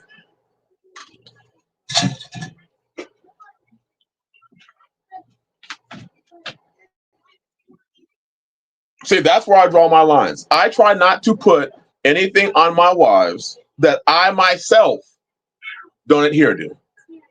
If I want to go to the store and I want to wear a tank top and I just got done working out and I'm afraid that I might run into a brother's brother or he might be out with his wife, do I have to put a jacket on now?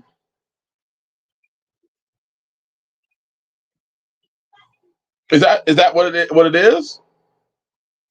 See, when I read the book, brothers, I do not for 1 second think that was that was what they were doing. When I read the book, I do not for 1 second think that was even the concern of most of those men. Again, Sarah was seen by the other men and they knew she looked good from a distance. This idea of we're going to cover them up and they're going to burn up in the sun or they're going to be extremely uncomfortable because I'm uncomfortable. I remember buying them the biggest, fluffiest skirts and having them work outside in long ass skirts. Apparently, when we read the book and do what it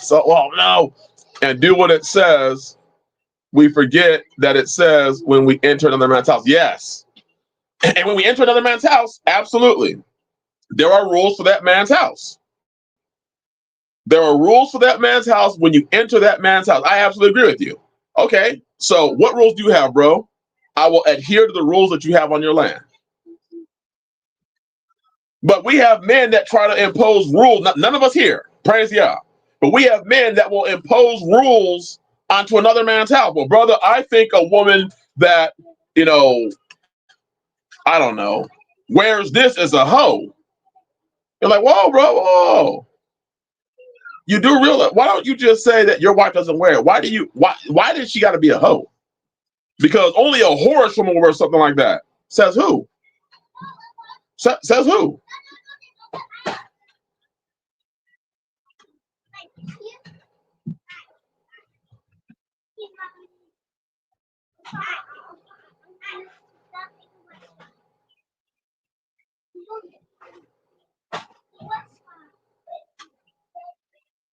There you go, Jimmy Carr. Yes, sir. Yes, sir. Yep. CFP, I absolutely understood what you were saying, bro. Absolutely understood what you were saying. See, Chicken Farmer Plus is the head of his house. So let's say Chicken Farmer Plus invited me to his house, and his wife has something on that maybe my wife wouldn't wear in public. I'm there to fellowship with Chicken Farmer Plus. Let's be real. I am not there to fellowship with his wife. I am not there to be in I'm not there to really talk to his wife. I'm not there for any of that. I'm there because I'm talking to Chicken Farmer Plus. His wife is talking to my wives.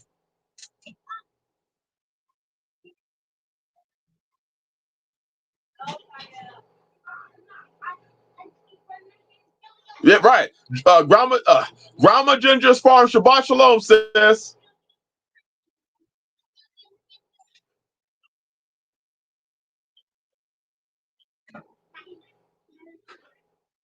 Right. There is a happy medium between wearing nothing much and wearing the image you want to project. I agree with that. Absolutely.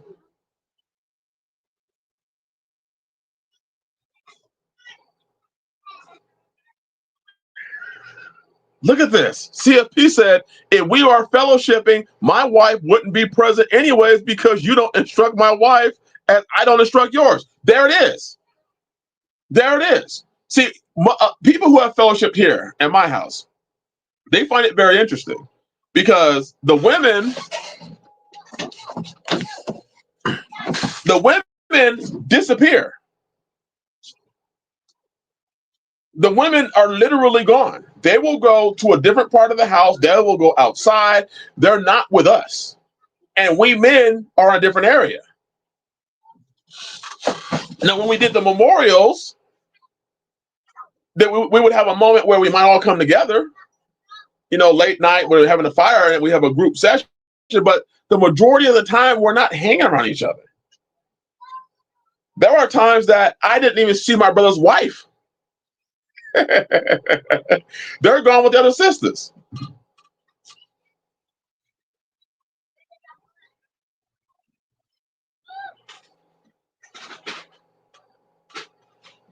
So generally here, we don't ever really, I don't really ever get to see the women anyways. Generally.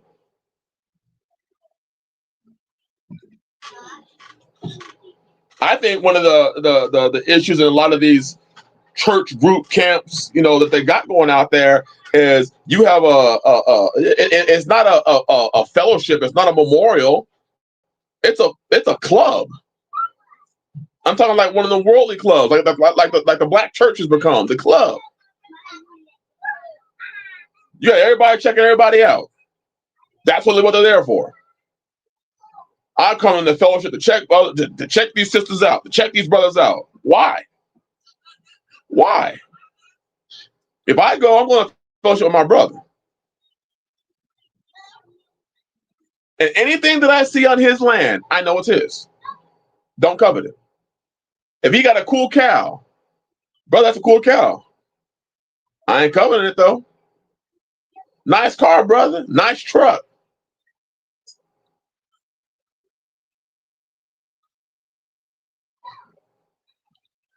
Ah.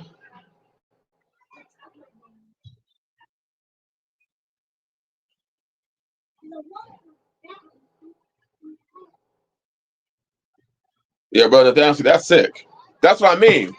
When you have this smorgasbord of people just bashing into each other, you're going to have problems.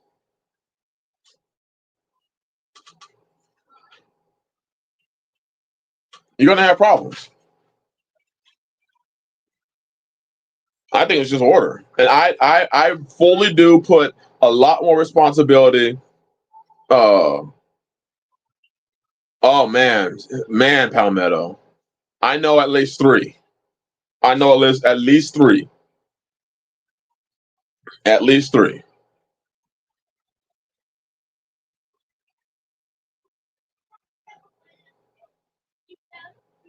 I just really want, us as men, I want us to be able to move with a level of respect and understanding. The last church I went to 30 years ago allowed barely pubescent girls and married women to strut around in slit skirts. Whoa! Whoa! What?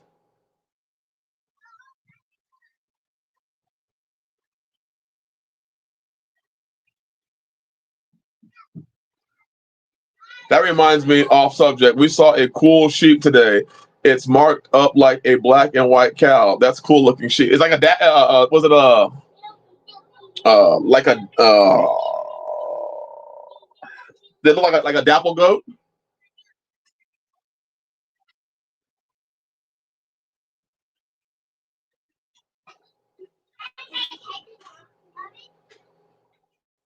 Are you serious, Jay Morris? See, the church I went to, well, it's been so many years. I said, when I went to Tanisha's church, it was a club. When I first met Tanisha, I wasn't going to church. I was studying the Bible, but I was no longer going to any churches. And it was a club. I don't care what nobody said. Uh,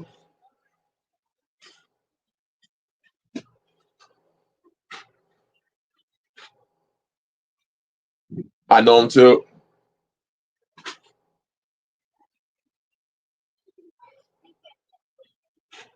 If it is, you know what? If it is what I think it is, you're saying, then yeah, it would be four. It'd be four. Speckled face sheep. Oh, okay. I'll just say that the revolting man. Oh, he's walked away too? I don't even know the brother's name, but I like that brother. I really do like that brother. I really do like him. It's just this faith is amazing, brothers and sisters. Yah is amazing. His law is amazing. And while we may have disagreements in certain aspects of it, I am extremely grateful. Found that. Oh, okay. Marines are going to Marine.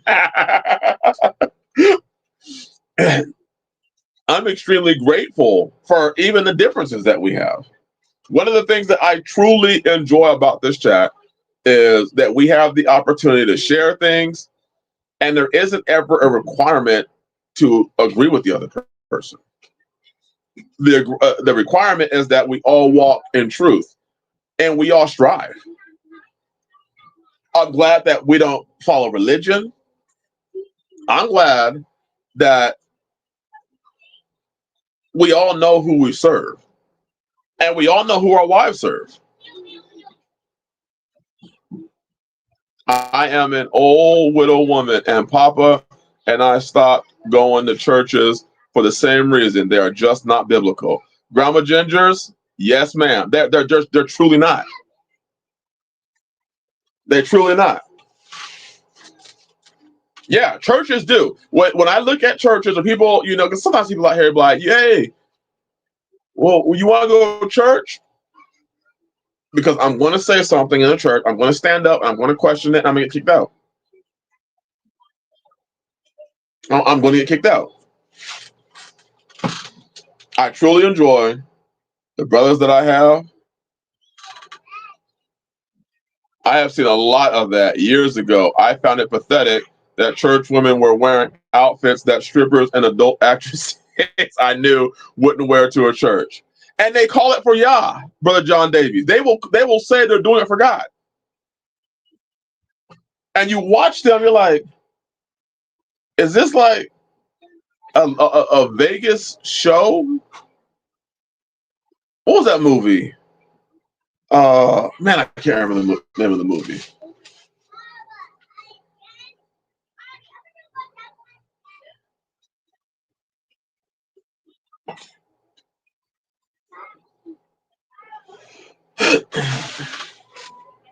I thank y'all for all y'all. I truly do. For our agreements and our disagreements. And then at the end of it all, can still say, y'all are my brothers and y'all are my sisters.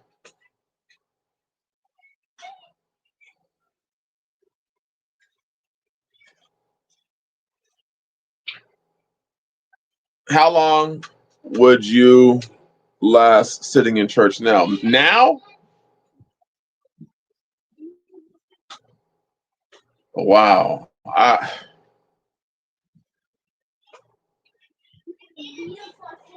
I would struggle the moment I walked in. The moment I walked in. I've seen church because my parents were high up in it, and the Seventh-day Adventist Church. I've seen church destroy and do too much. I can't. I can't. I can't. I can't. Like I said, I get invited. I get invited, and people, hey, come to church. I can't. I can't because it's not going to go good for me. To be honest, I even struggle dealing with certain fellowships because some people will say, well, we're not a church, and they operate like one. So there are certain fellowships. There are brothers that I like. I enjoy talking to certain brothers individually, but they're part of groups. So I make sure that I talk to the brother individually, but I don't get drawn into the group that he's in. Because a lot of people they leave churches and then they create a smaller church. I mean, really, they'll leave a major church and then they'll come out. Like something that I've seen with a lot of people that left Straightway. They left Straightway and just created another splinter church. It's just another church. So I don't like church.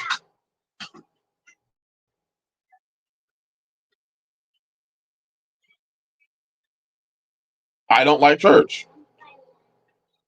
So like I said, so I have brothers that I fellowship with that I really, really like, and I'll talk with them and I'll fellowship with them on the phone when I get on the phone.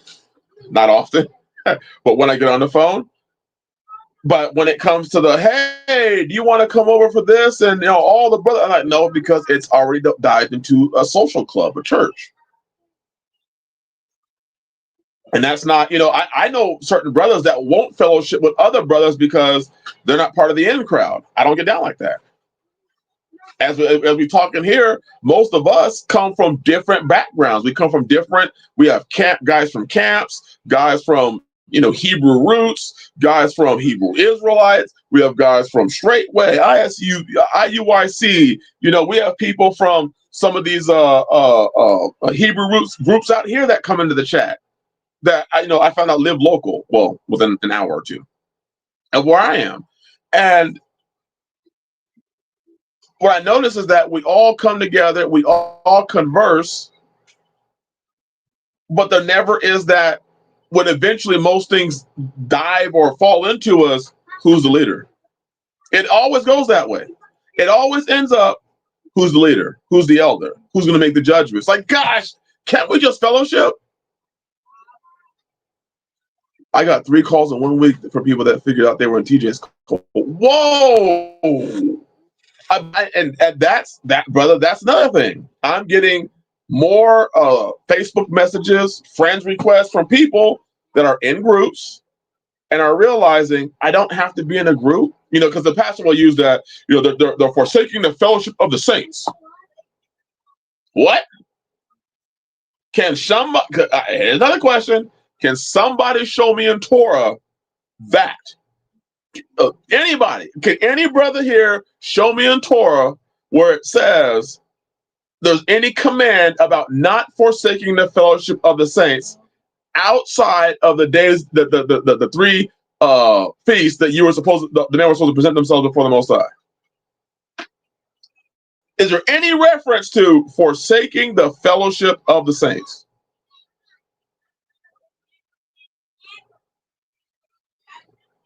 Anywhere? Can anybody show me anywhere where there's a law that you have to be at church every Shabbat? There you go. CFP said it. Pretty sure my family is a gathering. But like they explained to me when they were trying to convince me, brother, you're just one man.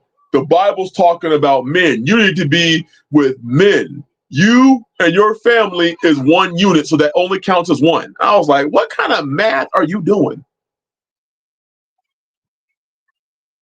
What kind of math are you doing? You're trying to discount my family and now say it's only referring to men. Dude, you're freaking insane. When the Bible says where two or three gathered in my name, there I am in the midst. They tried to say that verse is referring to it has to be three heads of family. Brother, that's what I said. Oh, for those that are in the chat, I'm going to let it be known, my family has gotten larger. For those that don't know, Sister Ebony was pregnant. And I took last week off because, well, I take 1 week off a month. And it just so happened that she went into labor. Now, who wants to guess what it is?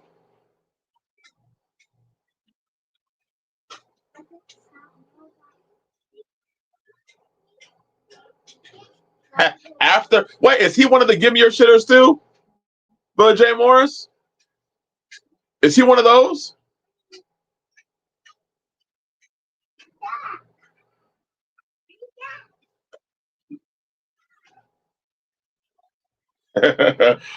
Carmel said it's a boy. Brother Jimmy said it's a girl. Well, there you go. CFP wins. It's a C to Chris. Ebony got what she wanted. I have had 8 straight boys. Her first 3 were boys, and she got her girl. She got her girl. And it's amazing. It not it being the baby but it's amazing, because we had to go into our lofts and get out all the girl clothes. I mean, some of those clothes, whoo, it felt like I was looking at stuff from like 20 years ago. But we are blessed. The family's excited. My daughters are excited. They're like, we finally got a girl. Finally. Oh my God. They're really excited. I'm excited, to be honest. The whole family's happy. Tanisha's happy. Ebony's happy. Children are happy. I'm happy. I mean, it's exciting. Yeah, chicken farm request. I was like, wait a minute. Do I know how to be a father to a girl again? Because all my daughters are older.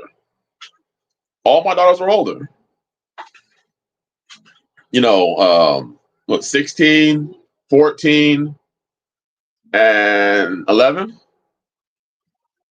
And then after that was all boys. So having a girl now, and Ebony was excited. She was excited. Woo! She was excited. But praise y'all. Praise y'all. We are ecstatic. We are ecstatic. Your younger daughters remember the younger you and can pick up what you've forgotten. Hey, Palmetto, it's been an experience. Oh gosh. So I mean she's been up and at 'em since the day after. She went to bed after, woke up in the morning and it was Shabbat, so we had, she rested that day. And then the next day she was up and at 'em again. Like up and at 'em. For those that know Ebony, she works. She works hard. She will get it done. So my 14 and 13-year-olds are very aware that the 4-year-old and 2-month got completely different parents. Yes. That's interesting, brother, because my 3 daughters were all born when we weren't here. I think all of my sons, all of them but one were born here. All of my sons but one was born here. He wasn't. He was. Yeah, he wasn't born here. Yeah, So my oldest son. Yeah, Palmetto. Yeah, there's a little bit. There's a little mushiness inside of me right now. There's a little mushiness. Baby comes out.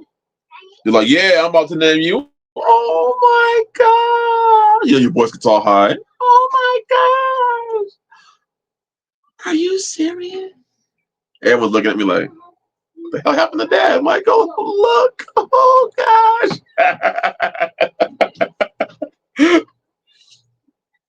Are you laughing at me? That means they're laughing at me. My voice has gotten an octane higher.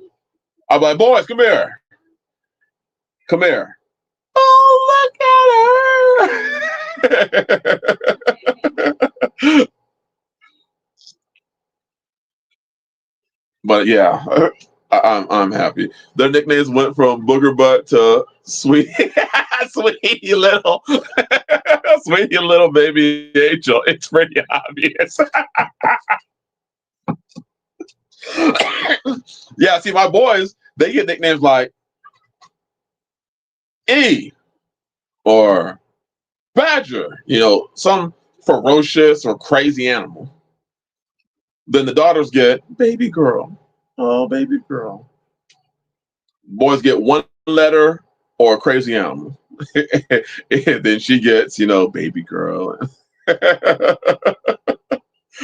Yeah. John Davies said the voice inside that screams, it's fragile. Don't try.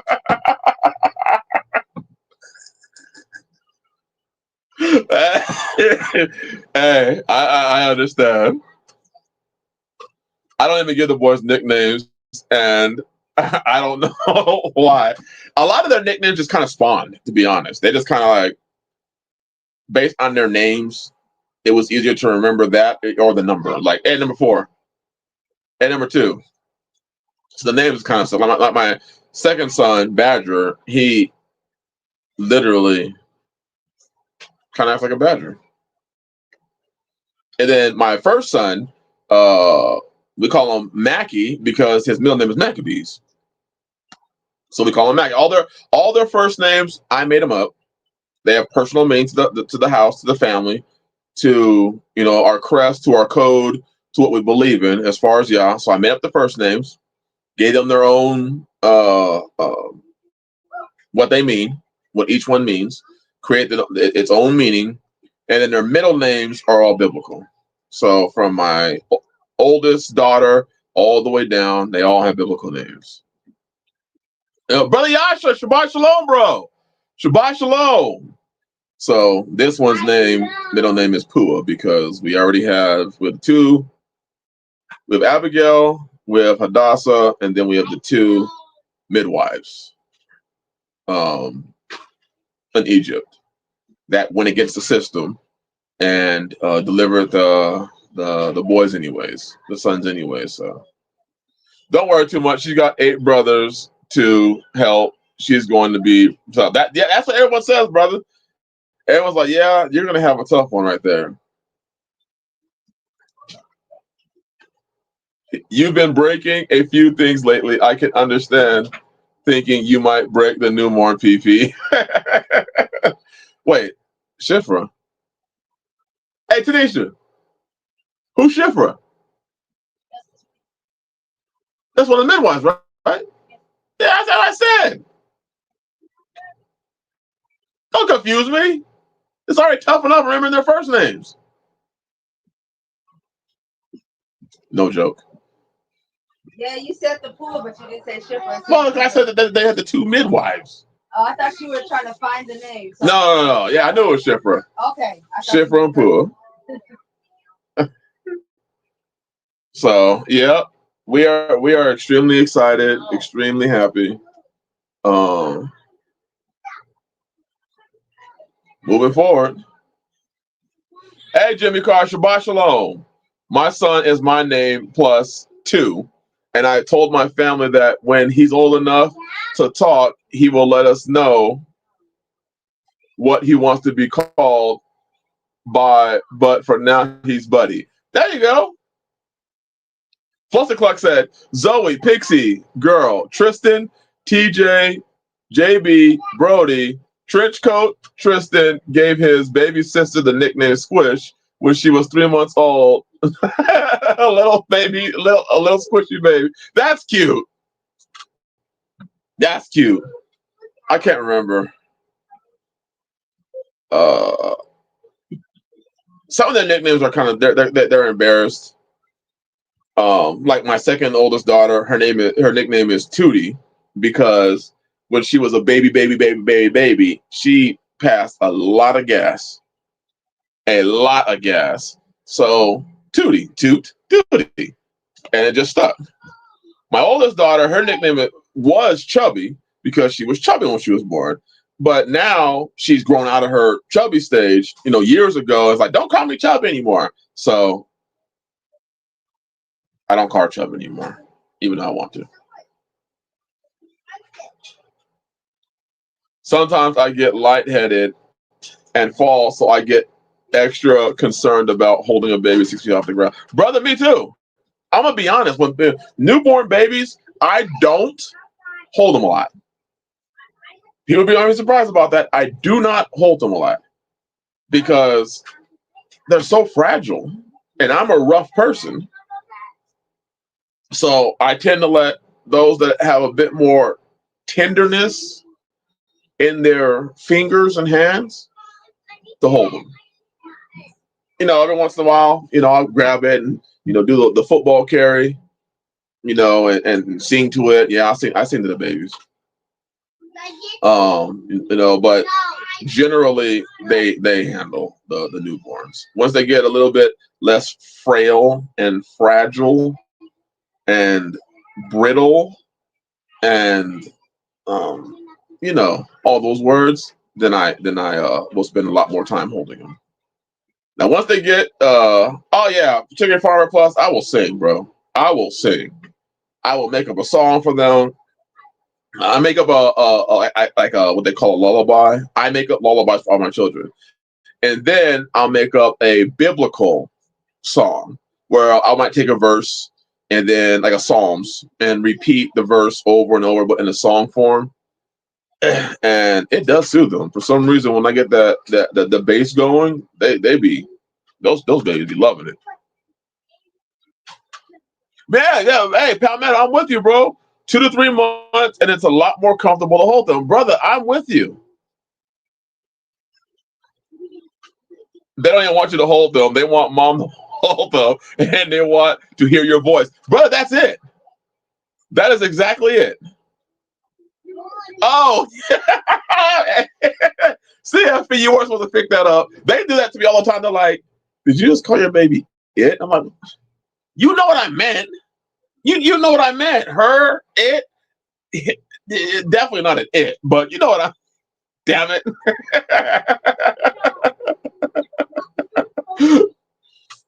I made a deal with my wife. I would work my ass off so she could be a stay-at-home mom, and in turn, she had to deal with the diapers. Palmetto said it's an it and a her. Thank you, bro.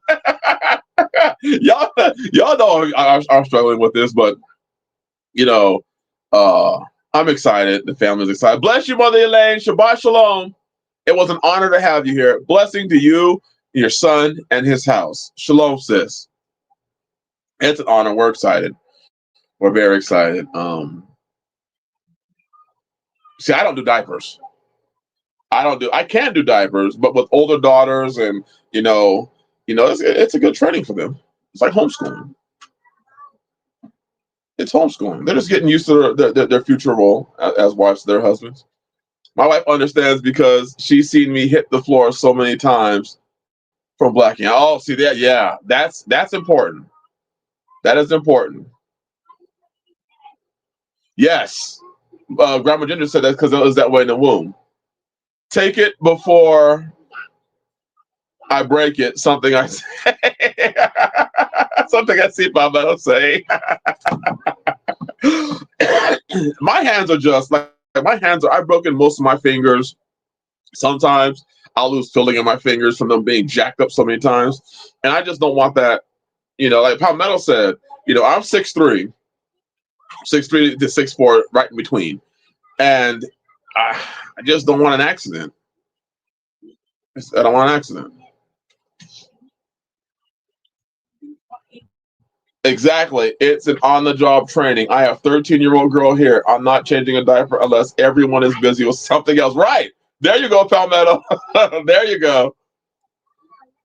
And I'm not worried about, holding a baby. It's just, I know I'm not the most softest person. So being gentle is oftentimes an area that I struggle in.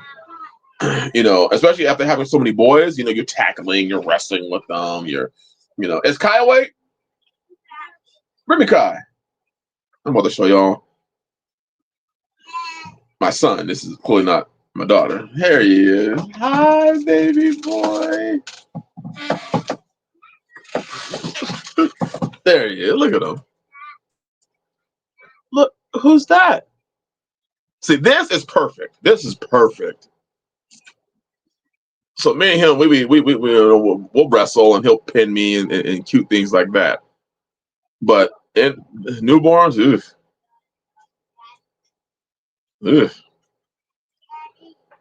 Over Buster, I know how clumsy I am. Hi, bud.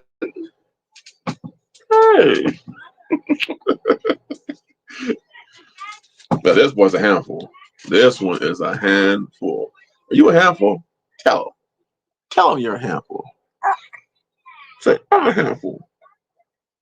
Say, I'm a handful. And with that being said, we've gone 4 hours, and I'm done. I really just enjoyed the fellowship with y'all.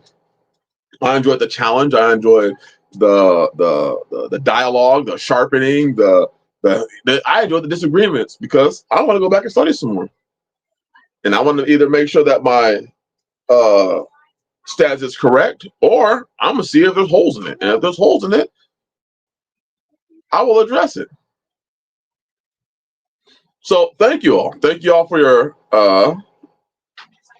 you're not done. You're Chris. Done is done.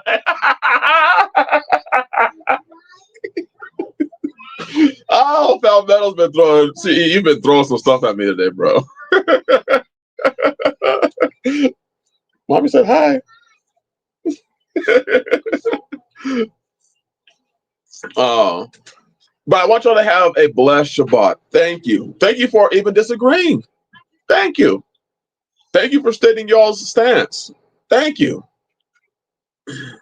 I truly enjoy the fellowship. I truly enjoy the conversation. I truly enjoy everything. Once again, thank you. And the end, I want to end the way we've been ending it recently. Okay, because someone get baby boy. Oh, you want daddy? Okay. I want to end it the way we've ended most of our streams, especially most recently. I just want to say, praise the Most High Yah. Hallelujah. Thank you, Yah. Praise Yah. Hallelujah. Thank you for this day of rest, Father. Hallelujah. Thank you, brothers. Thank you. Thank you. And Shabbat Shalom. Say bye. Say bye. How do I do that?